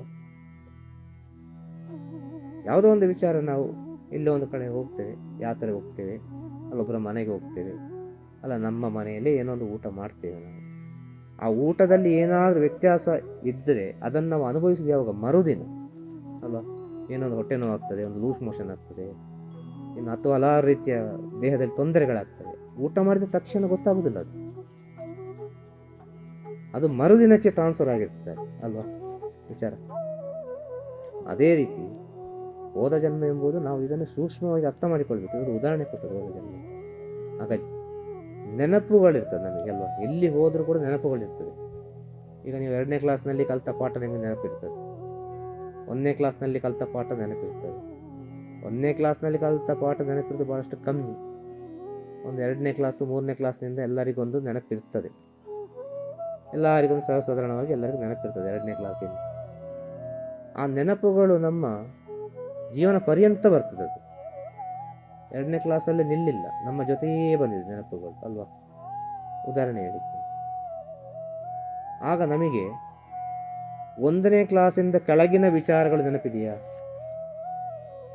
ನೆನಪಿರುವುದಿಲ್ಲ ನಮಗೆ ಅಲ್ವಾ. ಕಾರಣ ಏನು? ಅದನ್ನು ಗ್ರಹಿಸಿಕೊಳ್ಳುವಂಥ ಶಕ್ತಿ ನಮ್ಮಲ್ಲಿ ಇರುವುದಿಲ್ಲ ಆ ಸಮಯದ ಸ್ಥಿತಿಗತಿಗಳನ್ನು. ಬಾಲ್ಯದಲ್ಲಿರುವಾಗ ನಾವು ಯಾವ ರೀತಿ ಇದ್ದೆವು, ಅಮ್ಮನ ಗರ್ಭದಿಂದ ಹೊರಗೆ ಬಂದ ಸಮಯದಲ್ಲಿ ನಾವು ಯಾವ ರೀತಿ ಇದ್ದೆವು, ಬೆಳೀತಾ ಬೆಳೀತಾ ಯಾವ ರೀತಿ ಆದೆವು. ಯಾರಾದರೂ ಹಿರಿಯರು ಹೇಳಿದರೆ ಮಾತ್ರ ನಮಗೆ ಅರ್ಥ ಆಗೋದಿತ್ತು ಅಲ್ವಾ. ನಮಗೇ ಅದನ್ನು ಅರ್ಥ ಮಾಡಿಕೊಳ್ಳಿಕ್ಕೆ ಸಾಧ್ಯ ಇದೆಯಾ? ಯಾವ ಸ್ಥಿತಿಯಲ್ಲೆಲ್ಲ ನಾವು ಇದ್ದೇವು ಅಂತೇಳಿ. ಸಾಧಾರಣ ಒಂದು 2ನೇ ಕ್ಲಾಸಿನ ಮೇಲಿನ ವಿಚಾರವನ್ನು ಎಲ್ಲರೂ ಹೇಳ್ತಾರೆ. 2ನೇ ಕ್ಲಾಸಲ್ಲಿ ಹೀಗಿದ್ದೆ, 3ನೇ ಕ್ಲಾಸ್ನಲ್ಲಿ ಹೀಗಿದ್ದೆ ಅಂತೇಳಿ ಅಲ್ವಾ. 2ನೇ ಕ್ಲಾಸ್ನವರೆಗೆ ಹೋಗ್ಬೋದು, ಹೇಗೆ ನಮ್ಮ ಜೀವನದಿಂದ ಬ್ಯಾಕ್ ಬರ್ಬೋದು. ಅದರ ನಂತರ ನಮಗೆ ಹೋಗ್ಲಿಕ್ಕೆ ಆಗೋದಿಲ್ಲ ಅಲ್ವಾ. ಆಗ ನಮಗೆ ಯಾರಾದೊಬ್ಬರು ಸಹಾಯ ಬೇಕಾಗ್ತದೆ. ಅಲ್ಲಿ ಯಾರಾದೊಬ್ಬರದು ಸಹಾಯ ಬೇಕು, ಯಾರು ಅಪ್ಪಂದ, ಅಮ್ಮಂದ, ಅಜ್ಜಿದ ಸಹಾಯ ಬೇಕು. ಆಗ ಅವತ್ತು ನಾವು ಕೇಳ್ಬೋದು ಅಲ್ವಾ. ಇದು ಯಾವ ರೀತಿಯೆಲ್ಲ ನಾನು ಅಮ್ಮ ಗರ್ಭದಿಂದ ಬಂದ ಮೇಲೆ ನನ್ನ ಸ್ಥಿತಿಗತಿಗಳಲ್ಲಿ ಯಾವ ರೀತಿ ಇತ್ತು, ನಾನು 6 ತಿಂಗಳೆಲ್ಲ ಯಾವ ರೀತಿ ಇದ್ದೆ, ಮಗುವಾಗಿ ಜನಿಸಿದಾಗ ಯಾವ ರೀತಿ ಇದ್ದೆ, 1 ವರ್ಷವಾಗುವಾಗ ಯಾವ ರೀತಿ ಇದ್ದೆ ಎಂಬ ವಿಚಾರ ಎಲ್ಲ ನಮಗೆ ತಿಳಿಬೇಕಾದ್ರೆ ಯಾರ್ದಾರೊಬ್ಬರು ಸಹಾಯ ಬೇಕು. ಯಾರ್ದಾರೊಬ್ಬರ ಸಹಾಯ ಬೇಕು. ಸಹಾಯ ಇದ್ದರೆ ಮಾತ್ರ ತಿಳ್ಕೊಳ್ಳಿಕ್ಕೆ ಸಾಧ್ಯ. ಹಾಗೆ ಈ ಹೋದ ಜನ್ಮದ ವಿಚಾರವನ್ನು ನಮಗೆ ತಿಳಿಬೇಕು ಅಂತ ಆದರೆ ಒಂದು ಗುರುವಿನ ಸಹಾಯ ಬೇಕು ನಮಗೆ. ಅದು ಒಳ್ಳೆ ಒಂದು ಸದ್ಗುರುವಿನ ಸಹಾಯ ಬೇಕು ಜೀವನದಲ್ಲಿ. ಆ ಗುರು ಬಹಳ ಕಠಿಣವಾಗಿರಬೇಕು. ಭಕ್ತರನ್ನು ತನ್ನ ಅಂತರಾತ್ಮದ ಒಳಗೆ ಇಟ್ಟುಕೊಂಡು ಬಹಿರಂಗದಲ್ಲಿ ಪರೀಕ್ಷೆ ಮಾಡುವ ಗುರು ಆಗಬೇಕು. ಅಂಥ ಗುರುವಿಂದ ಈ ಹೋದ ಜನ್ಮದ ರಹಸ್ಯವನ್ನು ತಿಳಿಸಿಕೊಳ್ಳಲಿಕ್ಕೆ ಸಾಧ್ಯ. ಅಂಥ ಗುರುಗಳಿಗೆ ಸದ್ಗುರುಗಳು ಅಂತ ಹೇಳಿದ್ದಾರೆ. ಸುಮ್ಮನೆ ಅವರವರ ಹೆಸರಿನ ಮುಂದೆ ಸದ್ಗುರುಗಳು ಅಂತ ಹಾಕಿದರೆ, ಜಗದ್ಗುರುಗಳು ಅಂತ ಹಾಕಿದರೆ ಅದು ಸರಿಯಾಗುವುದಿಲ್ಲ. ಆ ಗುರುವನ್ನು ನಾವು ಆಯ್ಕೆ ಮಾಡಿ ತಗೊಳ್ಬೇಕು ನಮ್ಮ ಜೀವನದಲ್ಲಿ. ಅದೆಷ್ಟೋ ಗುರುಗಳಿದ್ದಾರೆ ಪ್ರಪಂಚದಲ್ಲಿ, ಎಲ್ಲರೂ ಜ್ಞಾನಿಗಳು.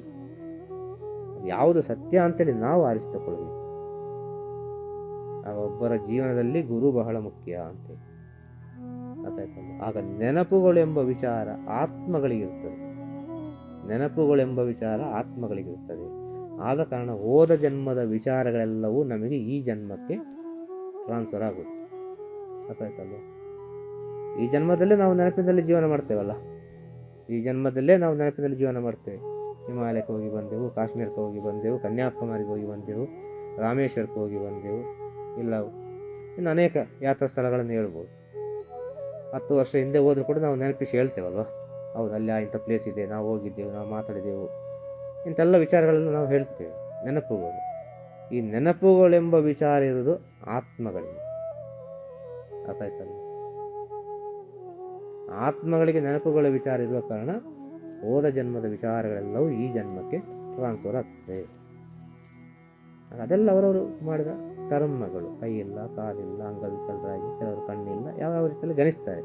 ಆದರೆ ಭಗವಂತ ಆ ರೀತಿಯಾಗಿ ಸೃಷ್ಟಿ ಮಾಡಿದರೂ ಕೂಡ ಅವರಿಗೆ ಎಲ್ಲ ಮನುಷ್ಯರಿಗಿಂತಲೂ ಒಂದು ಅತಿಯಾದ ಶಕ್ತಿಯನ್ನು ಕರುಣಿಸುತ್ತಾನೆ. ಉದಾಹರಣೆಗೆ ಒಬ್ಬರಿಗೆ ಕಣ್ಣು ಕಾಣೋದಿಲ್ಲ ಅಂತ ಇಟ್ಟುಕೊಳ್ಳುವ. ಉದಾಹರಣೆಗೆ ಅವರು ಎಲ್ಲ ವಿಚಾರವನ್ನು ಕಣ್ಣು ಕಾಣುವವರಿಗಿಂತಲೂ ಚೆನ್ನಾಗಿ ಹೇಳ್ತಾರೆ. ರೋಡ್ನಲ್ಲಿ ಅಷ್ಟು ಚೆನ್ನಾಗಿ ನಡ್ಕೊಂಡು ಹೋಗ್ತಾರೆ. ಲೆಕ್ಕ ಎಲ್ಲ ಅಷ್ಟು ಕಂಪ್ಯೂಟರ್ಗಿಂತ ಫಾಸ್ಟಾಗಿ ಲೆಕ್ಕ ಮಾಡ್ತಾರೆ ಅವರು. ಭಗವಂತ ಯಾವುದು ಮೈನಸ್ ಮಾಡಿದಾನೋ ಇನ್ನೊಂದನ್ನು ತುಂಬಿಸ್ತಾನೆ ಭಗವಂತ. ಆ ಶಕ್ತಿ ಅವರಿಗೆ ಕೊಟ್ಟಿದ್ದಾರೆ, ಕಣ್ಣು ಕಾಣದವರಿಗೆ. ನಮಗೆ ಆ ಲೆಕ್ಕ ಮಾಡಲಿಕ್ಕೆ ಎಷ್ಟೋ ಟೈಮ್ ಬೇಕಾಗ್ತದೆ. ಅವರು ಪಟ ಪಟ ಪಟ ಪಟ ಲೆಕ್ಕ ಮಾಡಿಬಿಡ್ತಾರೆ. ಅವರ ಶಕ್ತಿಯನ್ನು, ಎಷ್ಟೋ ಶಕ್ತಿಯನ್ನು ಕರುಣಿಸಿದದ್ದು ವಿಚಾರ ಹೇಳುತ್ತಲ್ಲ. ಅದೇ ರೀತಿ ಎಲ್ಲರಿಗೂ ಒಂದೊಂದು ರೀತಿಯ ಶಕ್ತಿಯನ್ನು ಕೊಟ್ಟಿದ್ದಾನೆ. ಆ ಶಕ್ತಿಯನ್ನು ನಾವು ಹುಡುಕಬೇಕು, ಆ ಪ್ರತಿಭೆಯನ್ನು ನಾವು ಹುಡುಕಬೇಕು. ಅದಕ್ಕೆ ಪ್ರತಿಭೆ ಅಂತ ಹೇಳೋದು. ಆ ಪ್ರತಿಭೆಯನ್ನು ನಾವು ಹುಡುಕಬೇಕು. ನಮ್ಮ ಒಳಗೆ ಪ್ರತಿಭೆ ಇದೆ, ಪ್ರತಿಭೆಯನ್ನು ಹುಡುಕ್ಲಿಕ್ಕೆ ಕಲಿಬೇಕು ನಮ್ಮ ಜೀವನದಲ್ಲಿ. ಆ ಪ್ರತಿಭೆಯನ್ನು ನಾವು ಹುಡುಕ್ಲಿಕ್ಕೆ ಕಲಿಯುವಾಗ ನಮ್ಮ ಜೀವನ ಸಾರ್ಥಕತೆ ಆಗ್ತದೆ. ಇಲ್ಲದೆ ಹೋದ ಪಕ್ಷದಲ್ಲಿ ಸಾರ್ಥಕತೆ ಆಗುವುದಿಲ್ಲ. ನಾವೆಲ್ಲ ನೋಡಿದೇನು, ನಮ್ಮ ಹೊರಗಿನವರ ಪ್ರತಿಭೆಯನ್ನು ನೋಡುವುದು. ನಾವೆಲ್ಲ ಯಾರಿಗೆ ಬೇಕಾಗಿ ಬದುಕ್ತೇವೆ? ನಮಗೆ ಬೇಕಾಗಿ ನಾವು ಬದುಕ್ತಾ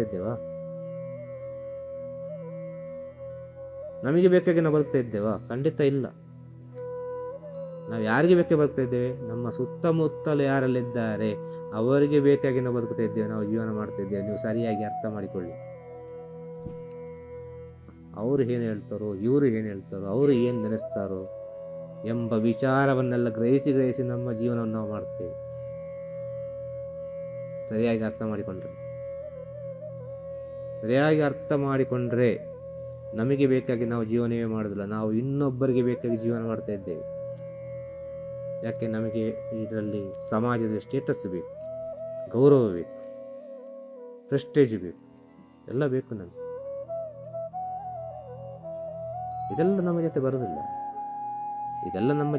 ನಮ್ಮ ಜೊತೆ ಹೋಗುವಾಗ ಯಾವುದು ಬರೋದು? ಎಲ್ಲರೂ ಹೇಳ್ತಾರೆ ಬರುವಾಗ ಏನು ತರಲಿಲ್ಲ, ಹೋಗುವಾಗ ಏನು ತಗೊಂಡು ಹೋಗೋದಿಲ್ಲ ಅಂತೇಳಿ. ಬರುವಾಗವೂ ತರ್ತೇವೆ, ಹೋಗುವಾಗವೂ ತಗೊಂಡು ಹೋಗ್ತೇವೆ. ನಾವು ಬರುವಾಗ ಏನು ತರ್ತೇವೆ? ಪಾಪವನ್ನು ಪುಣ್ಯ. ಹೋಗುವಾಗ ಏನು ತಗೊಂಡು ಹೋಗ್ತೇವೆ? ಅದೇ ಪಾಪವನ್ನು ಪುಣ್ಯವನ್ನು ತಗೊಂಡು ಹೋಗ್ತೇವೆ. ಅದೇ ಜೀವನ ಅಂದರೆ ಪಾಪ ಪುಣ್ಯಗಳ ಪಯಣ. ಜೀವನ ಅಂತ ಹೇಳಿದರೆ ಪಾಪ ಪುಣ್ಯಗಳ ಪಯಣ, ಇದೇ ಜೀವನ. ಪಾಪ ಸಹ ಉಂಟು, ಪುಣ್ಯ ಸಹ ಉಂಟು. ಆಗ ಜನ್ಮದಲ್ಲಿ ನಮ್ಮ ಜೀವನದ ರೀತಿಯನ್ನು ಚೇಂಜ್ ಮಾಡಲಿಕ್ಕೆ ಆಗ್ತದೆ. ಒಂದು ವೇಳೆ ಜನ್ಮದಲ್ಲಿ ಚೇಂಜ್ ಮಾಡಲಿಕ್ಕೆ ಆಗದ ಪಕ್ಷದಲ್ಲಿ ತನ್ನ ಜೀವನ ಶೈಲಿಯಲ್ಲಿ ತನ್ನನ್ನು ತಾನೇ ಪರಿವರ್ತನೆಗೊಳಿಸ್ಬೋದು, ತಾನು ಮನಸ್ಸು ಮಾಡಿದರೆ. ಅರ್ಥ ಆಯ್ತಲ್ಲ? ಸಜ್ಜನರ ಸಂಘ ಹೆಜ್ಜೆಯನ್ನು ಸವಿದಂತೆ ಅನೇಕ ಸಾಧು ಸಂತರುಗಳ ಸಂಘದಿಂದ ಅನೇಕ ಜ್ಞಾನವನ್ನು ತುಂಬಿದ ಮನುಷ್ಯರಿಂದ, ಸಾಧು ಸಂತರೇ ಆಗಬೇಕು ಅಂತಲ್ಲ, ಒಳ್ಳೆ ಜ್ಞಾನ ಇದ್ದವರು ಯಾರು ಕೂಡ ಅವರು ಹೇಳಿದ ರೀತಿ ನೀತಿಗಳನ್ನು ಕೇಳಿಕೊಂಡು, ಒಂದು ಗುರುಗಳು ಹೇಳಿದ ರೀತಿ ನೀತಿಗಳನ್ನು ಕೇಳಿಕೊಂಡು, ತಾಯಿ ತಂದೆ ಹೇಳಿದ ರೀತಿ ನೀತಿಗಳನ್ನು ಕೇಳಿಕೊಂಡು ತನ್ನ ಜೀವನವನ್ನು ಕೂಡಿದಷ್ಟು ಮಟ್ಟಿಗೆ ಪರಿವರ್ತನೆಗೊಳಿಸಲಿಕ್ಕಾಗ್ತದೆ. ಆದರೆ ಮನುಷ್ಯ ಯಾರ ಮಾತನ್ನು ಕೇಳುವುದಿಲ್ಲ ಅಲ್ಲ. ಅಲ್ಲೊಂದು ನಾನು ಎಂಬ ಅಹಂಕಾರ ಇದೆ ಅಲ್ಲ, ಆ ನಾನು ಎಂಬ ಅಹಂಕಾರದಿಂದ ಎಲ್ಲವೂ ಹೋಗ್ತಾ ಇದೆ. ನಾನೆಂಬ ಅಹಂಕಾರ, ಎಲ್ಲ ವಿಚಾರಗಳು ಅಳಿದು ಹೋಗ್ತಾ ಉಂಟು. ನಾನೆಂಬ ಅಹಂಕಾರ ಯಾರ ಮಾತನ್ನು ಕೇಳುವುದಿಲ್ಲ ಮನುಷ್ಯ. ಅವನಿಗೆ ಅವನದ್ದಿ, ನಾನು ಹೇಳಿದೆ ಸರಿ ಮುಗೀತಲ್ಲಿ ಅಲ್ಲ, ನಾವು ಹೇಳಿದ ಯಾವುದು ಸರಿ ಬರೋದಿಲ್ಲ. ಅರ್ಥ ಆಯ್ತಲ್ಲ? ಆಗ ನಾವು ಏನನ್ನು ಪಡ್ಕೊಂಡು ಬಂದೇವೆ ಅದನ್ನು ನಾವು ಇಲ್ಲಿ ಅನುಭವಿಸ್ತಾ ಇದ್ದೇವೆ ಅಷ್ಟೇ. ಆಗ ಏನು ಹೇಳ್ತಾರೆ ಕೊನೆಗೆ? ಏನು ಹೇಳ್ತಾರೆ? ಎಲ್ಲ ವಿಧಿ ನಿಯಮ ಅಂತ ಹೇಳ್ತಾರೆ ಅಲ್ವಾ? ಕೊನೆಗೆಲ್ಲ ವಿಧಿ ನಿಯಮ, ಬ್ರಹ್ಮ ಲಿಖಿತ ಅಂತ ಹೇಳ್ತಾರೆ, ಹಣೆ ಬರಹ ಅಂತ ಹೇಳ್ತಾರೆ ಕೊನೆಗೆ ಹೇಳುವಂಥ ವಿಚಾರಗಳು. ಆಗ ವಿಧಿ ನಿಯಮ ಅಂದರೆ ಏನು? ಹಣೆ ಬರಹ ಅಂದರೆ ಏನು? ಬ್ರಹ್ಮ ಲಿಖಿತ ಅಂತ ಹೇಳ್ತಾರೆ ಅಲ್ವಾ? ಬ್ರಹ್ಮ ಲಿಖಿತ ಅಂದರೆ ಏನು? ನಾವು ಇನ್ನು ಸ್ವಲ್ಪ ಸೂಕ್ಷ್ಮವಾಗಿ ಅರ್ಥ ಮಾಡಿಕೊಂಡು ಹೋದರೆ, ಹೋದ ಜನ್ಮದಲ್ಲಿ ಮಾಡಿದ್ದನ್ನು ನಾವು ಈ ಜನ್ಮದಲ್ಲಿ ಅನುಭವಿಸುವುದಾದರೆ, ಈ ಜನ್ಮದಲ್ಲಿ ಮಾಡಿದ ವಿಚಾರವನ್ನು ನಾವು ಮುಂದಿನ ಜನ್ಮದಲ್ಲಿ ಅನುಭವಿಸುವುದಂತೂ ಖಂಡಿತ ಅಲ್ವಾ? ಆಗ ವಿಧಿ ಲಿಖಿತ ಅಂದರೆ ಏನು ಅಂತ ಹೇಳಿದರೆ, ನಮ್ಮ ಮುಂದಿನ ಜನ್ಮದ ರೀತಿ ನೀತಿಗಳನ್ನು ನಾವು ಈಗಲೇ ಬರೆದಿರುವಂಥ ವಿಚಾರ. ನಮ್ಮ ಮುಂದಿನ ಜನ್ಮದ ಕಥೆಯನ್ನು ನಾವು ಈಗಲೇ ಬರೀತಿರುವುದು. ಬ್ರಹ್ಮ ಬರೆದಿಲ್ಲ ವಿಧಿಯನ್ನು, ನಮ್ಮ ವಿಧಿಯನ್ನು ನಾವೇ ಬರೆದಿದ್ದೇವೆ. ಯಾವ ರೀತಿ ಬರೆದಿದ್ದೇವೆ? ನಮ್ಮ ಜೀವನ ಶೈಲಿಯಲ್ಲಿ ಹಾಗೂ ಹೋಗುವ ಅನೇಕ ಕೆಲಸ ಕಾರ್ಯಗಳ ಮೇಲೆ ನಾವು ಬರೆದಿದ್ದೇವೆ. ನಮ್ಮ ಜೀವನದಲ್ಲಿ ಹಾಗೂ ಹೋಗುವ ಅನೇಕ ರೀತಿಯ ಕೆಲಸ ಕಾರ್ಯಗಳಿದೆ ಅಲ್ವಾ? ಅದು ಪಾಪದಿರ್ಬೋದು, ಪುಣ್ಯದಿರ್ಬೋದು, ಕರ್ಮದಿರ್ಬೋದು, ಋಣದಿರ್ಬೋದು ಅಲ್ವಾ? ಹೇಳುತ್ತಲ್ಲ, ಎಲ್ಲ ವಿಚಾರಗಳನ್ನು ನಾವು ಡೈಲಿ ಬರಿತಿದ್ದೇವೆ. ನಮ್ಮ ಒಂದೊಂದು ದಿನದ ಲೆಕ್ಕಾಚಾರವು ಅದು ಒಂದೊಂದು ಫೈಲ್ ಆಗಿ ನಮ್ಮ ಜೀವಾತ್ಮದಲ್ಲಿ ಬಂದು ಸೇರ್ತಾನೆ ಇರ್ತದೆ. ಒಂದೊಂದು ದಿನದ 24 ಗಂಟೆ ಒಂದು ದಿನಕ್ಕೆ. ಆ 24 ಗಂಟೆಯಲ್ಲಿ ಆಗುವ ಕೆಲಸ ಕಾರ್ಯಗಳು ಯಾವ ರೀತಿ ಇರ್ತದೆ ಅಂತೇಳಿ ಹಗಲು ರಾತ್ರಿ ಆಗುವುದರ ಒಳಗೆ ಒಂದು ಫೈಲ್ ಆಗಿ ನಮ್ಮ ಜೀವಾತ್ಮಕ್ಕೆ ಬಂದು ಸೇರಿಕೊಳ್ತದೆ. ಆದ ಕಾರಣ ನಮ್ಮ ಸಾಧು ಸಂತರು ಋಷಿಮುನಿಗಳು ಏನು ಹೇಳಿದ್ದಾರೆ ಅಂತ ಹೇಳಿದರೆ, ಒಳಿತನ್ನೇ ಮಾಡು, ನೀನು ಒಳ್ಳೆದನ್ನೇ ಮಾಡು, ಪರೋಪಕಾರ ಮಾಡು. ಕೊನೆಗೆ ನಿನ್ನಿಂದ ಏನು ಕೂಡ್ಲಿಲ್ವಾ, ನೀನು ಊಟ ಮಾಡೋ ಒಂದಿಡಿ ಅನ್ನವನ್ನಾದರೂ ಪ್ರಾಣಿ ಪಕ್ಷಿಗಳಿಗೆ ಹಾಕು. ಕೊನೆಗೆ ಹೇಳಿದಂಥ ವಿಚಾರ ನೀನು ಊಟ ಮಾಡುವ ಅನ್ನದಲ್ಲಿ ಒಂದು ಇಡೀ ಅನ್ನವನ್ನು ಪ್ರಾಣಿ ಪಕ್ಷಿಗಳಿಗೆ ಕೊಟ್ಟು ಬಿಡು, ಮುಗಿತಲ್ಲಿ. ಅದೂ ನಿನ್ನಿಂದ ಆಗಲಿಲ್ವಾ, ಶುದ್ಧವಾದ ಪ್ರಾರ್ಥನೆಯನ್ನು ಎಲ್ಲ ಜೀವರಾಶಿಗಳು ಚೆನ್ನಾಗಿರಲಿ, ಸರ್ವಲೋಕವು ಸುಖಿನೋ ಭವಂತು ಎಂಬ ಪ್ರಾರ್ಥನೆಯನ್ನು ಮಾಡು. ಶರಣಾಗತಿಯಿಂದ ಮಾಡು, ಪ್ರೀತಿಯಿಂದ ಮಾಡು, ನಂಬಿಕೆಯಿಂದ ಮಾಡು, ಭಕ್ತಿಯಿಂದ ಮಾಡು ಆ ಭಗವಂತನ. ನಮ್ಮಿಂದ ಏನು ಮಾಡ್ಲಿಕ್ಕೆ ಆಗುದಿಲ್ಲ, ಅಂತ ಶಕ್ತಿ ಇಲ್ಲ ನಮ್ಮಲ್ಲಿ. ಪ್ರಾರ್ಥನೆ ಮಾಡುವ ಶಕ್ತಿ ಕೊಟ್ಟಿದ್ದಾನೆ ಭಗವಂತ. ಎಲ್ಲರ ಒಳಿತಿಗಾಗಿ ಪ್ರಾರ್ಥನೆ ಮಾಡು. ಆ ಪ್ರಾರ್ಥನೆ ಎಂಬುದು ಮೌನದಲ್ಲಿ ಆಗುವಂಥ ವಿಚಾರ, ಅದು ಯಾರಿಗೂ ತಿಳಿಲಿಕ್ಕೆ ಆಗದಂಥ ವಿಚಾರ. ಯಾವುದು ಪ್ರಾರ್ಥನೆ ಎಂಬುದು? ನಾನು ಏನು ಪ್ರಾರ್ಥನೆ ಮಾಡಿದರೆ ನನಗೆ ಮಾತ್ರ ಗೊತ್ತದು, ಪಕ್ಕದಲ್ಲಿದ್ದವನಿಗೆ ಗೊತ್ತಿಲ್ಲ, ನಾನು ಈ ಕಡೆ ಇದ್ದವನಿಗೆ ಗೊತ್ತಿಲ್ಲ ಯಾವ ರೀತಿ ನಾನು ಭಗವಂತನಲ್ಲಿ ಪ್ರಾರ್ಥನೆಯನ್ನು ಮಾಡಿದ್ದೇನೆ ಅಂತೇಳಿ. ಅದು ಯಾರಿಗೂ ತಿಳಿಲಿಕ್ಕೆ ಆಗುವುದಿಲ್ಲ. ಯಾರಿಗೂ ತಿಳಿಲಿಕ್ಕೆ ಆಗದ ವಿಚಾರದಲ್ಲಿದ್ದ ಶಕ್ತಿ ಅಡಗಿದೆ, ಬಹಳಷ್ಟು ಶಕ್ತಿ ಅಡಗಿದೆ. ಆದ ಕಾರಣ ಪ್ರಾರ್ಥನೆಗೆ ಅಷ್ಟು ಶಕ್ತಿ ಇದೆ. ಪ್ರಾರ್ಥನೆ ಎಂಥವರನ್ನು ಕೂಡ ಪರಿವರ್ತನೆ ಮಾಡ್ತದೆ. ಆ ಪ್ರಾರ್ಥನೆ ಮಾಡುವ ಸ್ಥಿತಿ ಯಾವ ರೀತಿ ಇರಬೇಕು? ಏಕಾಗ್ರತೆಯಿಂದ, ನಂಬಿಕೆಯಿಂದ, ಶ್ರದ್ಧೆಯಿಂದ, ಭಕ್ತಿಯಿಂದ, ಶರಣಾಗತಿಯಿಂದ, ಪ್ರೀತಿಯಿಂದ, ನಂಬಿಕೆಯಿಂದ ಇರಬೇಕದು. ಅಷ್ಟು ಪವಿತ್ರವಾದ ವಿಚಾರ. ಆಗ ನೀವು ಯಾವ ರೀತಿ ಪ್ರಾರ್ಥನೆ ಮಾಡ್ತಿರೋ ಅದೇ ರೀತಿ ಹೋಗಿ ಯಾರನ್ನು ಕುರಿತು ಪ್ರಾರ್ಥನೆ ಮಾಡ್ತೀರೋ ಅವರಿಗೆ ಹೋಗಿ ತಲುಪ್ತದೆ. ಅದು ಆಟೋಮೆಟಿಕ್ ಆಗಿ ಅವನ ಜೀವನದಲ್ಲಿ ಒಂದು ಚೇಂಜಸ್ ಉಂಟಾಗ್ತದೆ. ಕೊನೆಯ ಪಕ್ಷ ಅದನ್ನಾದರೂ ಮಾಡಿ. ಎಲ್ಲ ಪುಣ್ಯದ ಕೆಲಸಗಳು, ಜೀವನದಲ್ಲಿರುವಂಥ ಪುಣ್ಯದ ಕೆಲಸಗಳು ತುಂಬ ಸೂಕ್ಷ್ಮ. ಜೀವನ ಅಂತ ಹೇಳಿದರೆ ಇದನ್ನು ನಾವು ಅರ್ಥ ಮಾಡಿಕೊಳ್ಳೋದಿಲ್ಲ. ಈ ರೀತಿಯಾದ ವಿಚಾರಗಳನ್ನೆಲ್ಲ ನಮ್ಮ ಜೀವನದಲ್ಲಿ ನಾವು ನಡೆಸಿಕೊಂಡು ಬಂದರೆ ಮುಂದಿನ ಜನ್ಮ ಅಂತ ಹೇಳಿದರೆ ಬಹಳ ಶ್ರೇಷ್ಠ ಜನ್ಮ ಸಿಗ್ತದೆ. ಮನುಷ್ಯ ಜನ್ಮದಲ್ಲೇ ಪವಿತ್ರವಾದ ಜನ್ಮ ಅಂದರೆ ಋಷಿ ಜನ್ಮ. ಕೊನೆಯ ಜನ್ಮ ಋಷಿ ಜನ್ಮ. ಆ ಋಷಿ ಜನ್ಮ ಆದ ಮೇಲೆ ಅದು ಡೈರೆಕ್ಟ್ ಮೋಕ್ಷಕ್ಕೆ ಹೋಗಿ ಸೇರಬೇಕು. ಅಷ್ಟು ಪವಿತ್ರವಾದ ಜನ್ಮ ಋಷಿ ಜನ್ಮ. ಮನುಷ್ಯ ಜನ್ಮದಲ್ಲೇ ಎಷ್ಟು ಹಂತ ಹಂತ ಹಂತ ಹಂತ ಹಂತ ಹಂತ ದಾಟಿ ಹೋಗಬೇಕು. ಅಷ್ಟು ಸುಲಭದಲ್ಲಿ ಮೋಕ್ಷ ಆಗುವುದಿಲ್ಲ. ಮೋಕ್ಷ ಆಗಬೇಕಾದ್ರೆ ಎಷ್ಟೋ ಕೋಟಿ ವರ್ಷಗಳು ಬೇಕು ಅಂತ ಹೇಳಿದ್ದಾರೆ. ನಮ್ಮ ಋಷಿಮುನಿಗಳು ಏನು ಹೇಳಿದ್ದಾರೆ ಅಂತ ಹೇಳಿದರೆ, ಸಮುದ್ರದ ತೀರದಲ್ಲಿರುವ ಮರಳುಗಳನ್ನು ಎಣಿಸಿದಷ್ಟು ಜನ್ಮವಿದೆ ಅಂತೇಳಿ ನಮ್ಮ ಋಷಿಮುನಿಗಳು ಹೇಳಿದಂಥ ವಿಚಾರ. ಇನ್ನು ದಾಸರುಗಳು ಹೇಳಿದ್ದಾರೆ ಸಮೀಪ ಕಾಲದಲ್ಲಿ ಹೇಳಿದಂಥ ವಿಚಾರಗಳು. 84 ಲಕ್ಷ ಜೀವರಾಶಿಯಲ್ಲಿ ಹುಟ್ಟಿ ಬಂದಂಥ ಈ ಶರೀರ ಅಂತೇಳಿ. 84 ಲಕ್ಷ ಜೀವರಾಶಿ ಅಂತೇಳಿ ನಮಗೆ ಕಣ್ಣಿಗೆ ಕಾಣಲಿಕ್ಕೆ ಸಾಧ್ಯವೇ ಇಲ್ಲ. ಎಲ್ಲೆಲ್ಲಿದೆ ಅಂತೇಳಿ ನಮಗೆ ಅರ್ಥ ಮಾಡಲಿಕ್ಕೆ ಸಾಧ್ಯ ಇಲ್ಲ. ಏನೋ ನಮ್ಮ ಕಣ್ಣಿಗೆ ಕೆಲವೆಲ್ಲ ಜೀವರಾಶಿಗಳು ಕಾಣ್ತದೆ, ಅದ್ರ ಜೊತೆ ನಾವು ಜೀವನ ಮಾಡ್ತೇವೆ, ಏನೋ ಒಂದು ಜೀವನ ಹೋಗ್ತಾ ಇದೆ. ಅದು 84 ಲಕ್ಷ ಜೀವರಾಶಿಗಳು ಅಂತ ಹೇಳಿದರೆ ಅದನ್ನು ಯಾವ ರೀತಿ ಹುಡುಕುದು? ಆಗ ಅವರು ಅವರ ಜ್ಞಾನದಲ್ಲಿ ಹೇಳಿದ್ದಾರೆ. ಅವರೇನು ಹುಚ್ಚರಲ್ಲ, ಸತ್ಯವಂತರವರು, ಜ್ಞಾನಿಗಳು. ಆಗ ನಾವು ನಂಬುತ್ತೇವೆ. ನಂಬಿಕೆಯೇ ಜೀವನ, ನಂಬಿಕೆಯೇ ಜೀವನ, ಸಂಶಯವೇ ಮರಣ. ಹೊರಗೆ ಹುಡುಕಬೇಡ ಎಲ್ಲಿ ಸಹ, ನಿನ್ನ ಒಳಗೆ ಹುಡುಕು ಅಂತ ಹೇಳಿದ್ರು. ನಿನ್ನ ಒಳಗೆ ಹುಡುಕು, ಎಲ್ಲ ವಿಚಾರ ಸಿಗ್ತದೆ. ಒಳಗೆ ಹುಡುಕ್ಲಿಕ್ಕೆ ನಾವು ಪ್ರಯತ್ನ ಪಡೋದಿಲ್ಲಲ್ಲ, ನಾವು ಹೊರಗೆ ಹುಡುಕ್ಲಿಕ್ಕೆ ಪ್ರಯತ್ನ ಪಡೋದು. ಅದು ಎಷ್ಟು ಸಿಕ್ಕಿದ್ರೆ ನಮಗೆ ತೃಪ್ತಿ ಇರುವುದಿಲ್ಲ ಹೊರಗೆ ಹುಡುಕುದ್ರಿಂದ. ನಮ್ಮ ಋಷಿಮುನಿಗಳು ಹೇಳಿದಂಥ ವಿಚಾರ, ಎಷ್ಟೋ ಕೋಟಿ ಕೋಟಿ ಜನ್ಮ ಇದೆ. ಸಮುದ್ರದ ತೀರದಲ್ಲಿರುವ ಮರಳುಗಳನ್ನು ಎಣಿಸಿದಷ್ಟು. ಅವು ಎಷ್ಟು ಕೋಟಿ ಇರ್ಬೋದು ಗೊತ್ತಿಲ್ಲ, ಹೇಳುದು ಅಷ್ಟು ಜನ್ಮ ಉಂಟಪ್ಪ ಅಂತ ಹೇಳ್ತಾರೆ ಅವರು. ಇದನ್ನು ಹೇಗೆ ಅರ್ಥ ಮಾಡಿಕೊಳ್ಳುವುದು? ಸಾಧ್ಯ ಇಲ್ಲ. ಎಲ್ಲರೂ ಹೇಳಿದ ಕೊನೆಗೆ ಏನು ಒಂದೇ ವಿಚಾರ ಹೇಳಿದ್ದು, ಮನುಷ್ಯ ಜನ್ಮ ಪವಿತ್ರ ಜನ್ಮ, ಇದು ಕೊನೆಯ ಜನ್ಮ, ಇದರಲ್ಲಿ ಎಲ್ಲವನ್ನು ನೀವು ಸಾಧಿಸಿಕೊಳ್ಳಿ, ಮೋಕ್ಷವನ್ನು ಪಡೆದುಕೊಳ್ಳಿ. ಅಷ್ಟು ಪವಿತ್ರವಾಗಿರುವಂಥ ವಿಚಾರ ಅದನ್ನು ಹೇಳಿದ್ದಾರೆ. ಆ ಸತ್ಯ ಕೂಡ ಹೌದು. ಮನುಷ್ಯ ಜನ್ಮ ನಂತರ ಇನ್ನೊಂದು ಜನ್ಮ ಯಾವುದು ಸೃಷ್ಟಿ ಆಗಲಿಲ್ಲ ಪ್ರಪಂಚದಲ್ಲಿ. ಅದೇ ಈಗ ಫೈನಲಲ್ಲಿ ಇದೆ. ಅದಾಗಿ ಫೈನಲಲ್ಲಿ ಇರ್ತದೆ. ಅದು ಇನ್ನು ಮುಂದೆ ಹೋಗುವುದಿಲ್ಲ, ಇದರಿಂದ ಮುಂದೆ ಏನದು ಬರುವುದಿಲ್ಲ. ಕೃತಕವಾಗಿ ಏನಾದ್ರು ಸೃಷ್ಟಿ ಮಾಡಿಕೊಳ್ಬೇಕಷ್ಟೇ. ಕೃತಕವಾಗಿ ಎಲ್ಲ ವಿಜ್ಞಾನದಲ್ಲಿ ಏನಾದ್ರು ರೋಬೋದ ಥರ ಏನೋ ಒಂದು ಸೃಷ್ಟಿಯಾಗಬೇಕು ಹೊರತು ಭಾವನೆಗಳನ್ನು ಒಳಗೊಂಡ ಒಂದು ಶರೀರವನ್ನು ತಯಾರು ಮಾಡಲಿಕ್ಕೆ ಸಾಧ್ಯ ಇಲ್ಲ. ಅದು ಮನುಷ್ಯ ಜನ್ಮವೇ ಫೈನಲ್. ಮನುಷ್ಯ ಜನ್ಮ ಅಂತ ಹೇಳಿದ್ರೆ ಭಾವನೆಗಳು ಬೇಕು. ಆ ಭಾವನೆಗಳಿದ್ದರೆ ಮಾತ್ರ ಮನುಷ್ಯ ಜನ್ಮಕ್ಕೊಂದು ಅರ್ಥ.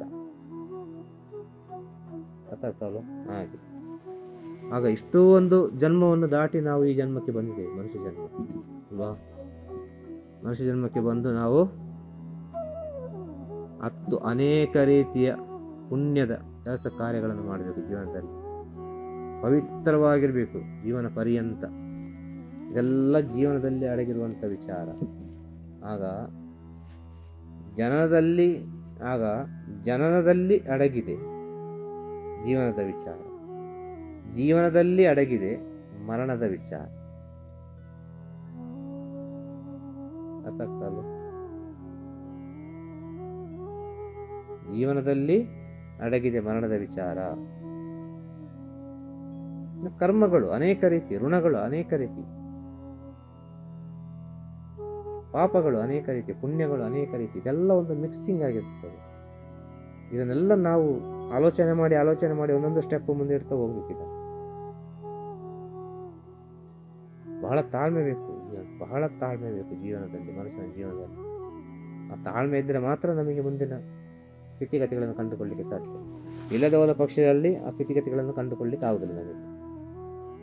ಬಹಳ ತಾಳ್ಮೆ ಇರಬೇಕು.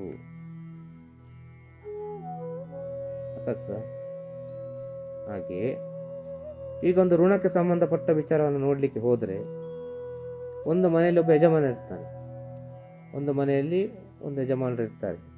ಆ ಮನೆಯಲ್ಲಿ 10-15 ಜನ ಸದಸ್ಯರಿರ್ತಾರೆ, ಹೆಂಡತಿ, ಮಕ್ಕಳು, ಬಂಧು ಬಳಗದವರೆಲ್ಲ ಇರ್ತಾರೆ. ಆ ಮನೆಯ ಯಜಮಾನ ಸಂಪಾದನೆ ಮಾಡಿ ತಂದ ಅಕ್ಕಿಯನ್ನು ಅವರೆಲ್ಲರೂ ಊಟ ಮಾಡ್ತಾರಲ್ವ. ಮನೇಲಿದ್ದವರೆಲ್ಲರೂ ಊಟ ಮಾಡ್ತಾರೆ, ಬಂಧು ಬಳಗದವರೆಲ್ಲರೂ ಊಟ ಮಾಡ್ತಾರೆ. ಕಾರಣ ಏನು? ಊಟ ಮಾಡಿಯೇ ಆಗಬೇಕು, ಬೇರೆ ದಾರಿ ಇಲ್ಲ. ಅದು ಋಣಗಳು. ಈ ಸಂಬಂಧಗಳೆಂಬುದು ಋಣಗಳು. ಯಾವುದೋ ಒಂದು ರೀತಿಯಲ್ಲಿ ಅದು ಸಾಲ ಮುಗಿಸಲೇಬೇಕು, ಸಾಲವನ್ನು ತೀರಿಸಲೇಬೇಕು. ಸಾಲವನ್ನು ನಾವು ತಗೊಳ್ಳೇಬೇಕು ಅಲ್ಲ, ಸಾಲವನ್ನು ತೀರಿಸಲೇಬೇಕು. ಜನ್ಮದ ವಿಚಾರಗಳು, ಈ ಸಂಬಂಧಗಳ ವಿಚಾರಗಳು ಸರಿಯಾಗಿ ನೋಡ್ಲಿಕ್ಕೆ ಹೋದರೆ ಅವರಿಗೆ ಅವರು ಮಾತ್ರ ಇರುವಂಥ ವಿಚಾರ. ಗಂಡ, ಹೆಂಡತಿ, ಮಕ್ಕಳು, ಬಂಧು ಬಳಗ, ನನ್ನ ಕುಟುಂಬ ಅಂತೆಲ್ಲ ಹೇಳ್ತೇವೆ ನಾವು. ಇದು ಸರಿಯಾದ ವಿಚಾರ ಅಲ್ಲ. ಆದರೆ ಸರಿಯಾದ ವಿಚಾರನೇ. ಇನ್ನು ಸೂಕ್ಷ್ಮವಾಗಿ ಆಲೋಚನೆ ಮಾಡಲಿಕ್ಕೆ ಹೋದರೆ ನಮ್ಮ ಮಾಡಿದ ಜನ್ಮದ ಕರ್ಮಗಳನ್ನೆಲ್ಲ ಮುಗಿಸಬೇಕಲ್ಲ, ಆ ಋಣಗಳನ್ನೆಲ್ಲ ಮುಗಿಸಬೇಕಲ್ಲ. ಅದಕ್ಕೆ ಭಗವಂತ ಯಾವುದೋ ಒಂದು ರೀತಿಯ ಸೃಷ್ಟಿ ಮಾಡಿದ. ಆಗ ಮರಣ ಎಂಬುದು ಒಬ್ಬರಿಗೆ ಆಗುವಂಥ ವಿಚಾರ. ಆಗ ನಾವು ಇವರನ್ನೆಲ್ಲ ಬಿಟ್ಟು ಡಿವೈಡ್ ಆಗಲೇಬೇಕಲ್ಲ. ಆಗ ನಾವು ಇವರನ್ನೆಲ್ಲ ಬಿಟ್ಟು ಹೋಗಲೇಬೇಕು. ಮರಣ ಪಡುವ ಸಮಯದಲ್ಲಿ ಅಲ್ಲಿ ತೋರಿಸಿಕೊಡ್ತದೆ ನಮಗೆ. ನಾವು ಬರುವಾಗ ಒಬ್ಬರೇ ಬಂದೇವು, ಹೋಗುವ ಒಬ್ಬರೇ ಹೋಗ್ತೇವೆ. ನಡುವಿನಲ್ಲಿ ಎಲ್ಲ ಈ ಸಂತೆಗಳೆಲ್ಲ, ಲೋಕದ ಸಂತೆಯಲ್ಲಿ ಈ ಜಂಜಾಟಗಳಲ್ಲಿ ಸಾವಿರಾರು ವಿಧದಲ್ಲಿ ಅಲ್ಲ. ಬರುವಾಗ ಒಬ್ಬರೇ ಬಂದೇವೆ, ಹೋಗುವಾಗ ಒಬ್ಬರೇ ಹೋಗು. ಎಂಥ ಒಂದು ಭಗವಂತನ ಲೀಲೆ ಇದು. ಇದು ಅರ್ಥ ಮಾಡಿಕೊಳ್ಳಿಕ್ಕೆ ಬಹಳ ಕಷ್ಟ ಅಲ್ವಾ? ಬಹಳ ಕಷ್ಟ ಇದೆ ಅರ್ಥ ಮಾಡಿಕೊಳ್ಳಲಿಕ್ಕೆ. ಆಗ ಎಲ್ಲವನ್ನು ನಾವು ಹೊತ್ತುಕೊಂಡು ಬರ್ತೇವೆ. ಎಲ್ಲವನ್ನು ನಾವು ಹೊತ್ತುಕೊಂಡು ಬಂದು ಈ ಜೀವನದಲ್ಲಿ ಕೂಡಿದಷ್ಟು ಮಟ್ಟಿಗೆ ನಮ್ಮಿಂದ ಪರಿವರ್ತನೆ ಮಾಡಲಿಕ್ಕೆ ಪ್ರಯತ್ನ ಪಡಬೇಕು ನಾವು. ಈ ರೀತಿ ಪ್ರಯತ್ನ ಪಡುವ ಸಮಯದಲ್ಲಿ ಅದಕ್ಕೆ ಒಳ್ಳೆಯ ಒಂದು ಫಲ ಸಿಗ್ತದೆ. ಅದು ಖಂಡಿತವಾಗಿ ಒಂದು ಪರಿವರ್ತನೆ ಹೊಂದುತ್ತದೆ ಜೀವನ. ಆಗ ಜೀವನ ಎಂಬುದು ಬಹಳ ಪವಿತ್ರವಾಗಿರಬೇಕು. ಜನನ ಎಷ್ಟು ಪವಿತ್ರವಾಗಿದೆಯೋ ಅಷ್ಟೇ ಪವಿತ್ರ ಜೀವನವಾಗಿರಬೇಕು. ಆಗ ಜನನ ಆಗುವ ಸಮಯದಲ್ಲಿ ನಾವು ಪವಿತ್ರತೆಯಿಂದ ಜನನ ಆದರೆ ಖಂಡಿತವಾಗಿಯೂ ಅವನ ಜೀವನ ಆಟೋಮೆಟಿಕ್ ಆಗಿ ಪವಿತ್ರತೆಯನ್ನು ಕಂಡುಕೊಳ್ತದೆ. ಜನನ ಆಗುವ ಸಮಯದಲ್ಲಿ ಪವಿತ್ರತೆಯನ್ನು ಕಂಡುಕೊಳ್ಳದ ಪಕ್ಷದಲ್ಲಿ ಅವನ ಜೀವನದಲ್ಲಿ ಹಲವಾರು ರೀತಿಯ ಏರುಪೇರುಗಳು ಎಲ್ಲ ವಿಚಾರಗಳಿರ್ತವೆ. ಅದನ್ನು ಕೂಡ ಅವನ ಬುದ್ಧಿಯಿಂದಾಗಿ ಪರಿವರ್ತನೆಗೊಳಿಸಬಹುದು ಅಂತ ಹೇಳಿದ್ರು. ಇಂಥ ಪುಣ್ಯದ ಕೆಲಸಗಳನ್ನೆಲ್ಲ ಮಾಡಿ, ಇಂಥ ಪುಣ್ಯ ಫಲಪ್ರದವಾದ ಕಾರ್ಯಗಳನ್ನೆಲ್ಲ ಮಾಡಿ ಅವನ ಜೀವನವನ್ನು ಅವನು ಪರಿವರ್ತನೆಗೊಳಿಸಬಹುದು. ಇದು ಜೀವನದ ವಿಚಾರ. ಅರ್ಥ ಆಯ್ತಲ್ವ? ಇನ್ನು ಮರಣದ ವಿಚಾರ. ಮರಣ ಅಂತ ಹೇಳಿದ್ರೆ ಮೋಕ್ಷ ಅಂತ ಹೇಳಿ ಅಲ್ವಾ? ಆದರೆ ಮೋಕ್ಷ ಆಗಬೇಕು, ಆದರೆ ಮೋಕ್ಷ ಆಗುವುದಿಲ್ಲ. ಆಗ ಮರಣ ಅಂತ ಹೇಳಿದರೆ ಅದೆಷ್ಟು ಶ್ರೇಷ್ಠವಾದ ವಿಚಾರ, ಎಷ್ಟು ಪವಿತ್ರವಾದ ವಿಚಾರ ಮರಣ ಅಂತ ಹೇಳಿದರೆ. ನಮ್ಮ ಋಷಿಮುನಿಗಳೆಲ್ಲ ಜ್ಞಾನಿಗಳು ಹೌದು, ವಿಜ್ಞಾನಿಗಳು ಹೌದು. ಭಗವಂತನನ್ನು ದೂರಬೇಡಿ, ದೇವರನ್ನು ದೂರಬೇಡಿ, ಯಾವುದೇ ಕಾರಣಕ್ಕೂ ದೇವರನ್ನು ದೂರಬೇಡಿ. ನಿಮ್ಮ ಒಳಗಿರುವ ಆ ಜ್ಞಾನವನ್ನು ಸರಿಯಾದ ರೀತಿಯಲ್ಲಿ ನೀವು ಉಪಯೋಗಿಸಲಿಕ್ಕೆ ಕಲಿಯಿರಿ. ನಿಮ್ಮ ಜೀವನದ ಪರಿವರ್ತನೆಯನ್ನು ನೀವೇ ಮಾಡಿಕೊಳ್ಳಿ. ಇದೆಲ್ಲ ಯಾಕೆ ಹೇಳ್ತಾ ಇದ್ದೇವೆ? ಪ್ರಪಂಚದ ಸುಭಿಕ್ಷೆಗೆ ಬೇಕು. ಮುಂದೆ ಮುಂದೆ ಬರುವ ಸ್ಥಿತಿಗತಿಗಳನ್ನು ನೋಡಿದರೆ ಭಯ ಆಗ್ತದೆ. ಆತ್ಮ ಯಾವಾಗ ಪರಿಶುದ್ಧತೆಯನ್ನು ಕಂಡುಕೊಳ್ತದೆ, ಆತ್ಮ ಯಾವಾಗ ಶೂನ್ಯತ್ವವನ್ನು ಕಂಡುಕೊಳ್ತದೆ, ಆಗ ಅದು ಭಗವಂತನಾಗಿ ಪರಿವರ್ತನೆ ಆಗ್ತದೆ, ಭಗವಂತನಲ್ಲಿ ಹೋಗಿ ಐಕ್ಯ ಆಗ್ತದೆ. ಭಗವಂತ ಅಂತಂದರೆ ಪಂಚಭೂತಗಳು. ಆಗ ಪುಣ್ಯವನ್ನು ಸಂಪಾದನೆ ಮಾಡಲಿಕ್ಕೆ ಭಗವಂತ ಎಲ್ಲೆಲ್ಲ ಅವಕಾಶವನ್ನು ಇಟ್ಟಿದ್ದಾನೆ. ಹಾಗೆ ಮಾಡಿದರೆ ಮನುಷ್ಯರ ಜೀವನಕ್ಕೆ ಸಾರ್ಥಕತೆ ಉಂಟಾಗ್ತದೆ. ಭಗವಂತನ ಹತ್ರ ಅದನ್ನು ಕೇಳಬೇಕು, ಅಂಥ ಮರಣವನ್ನು ಕೊಡಪ್ಪ ನಮಗೆ ಅಂತೇಳಿ. ಆ ರೀತಿ ಮರಣ ಬರಬೇಕು.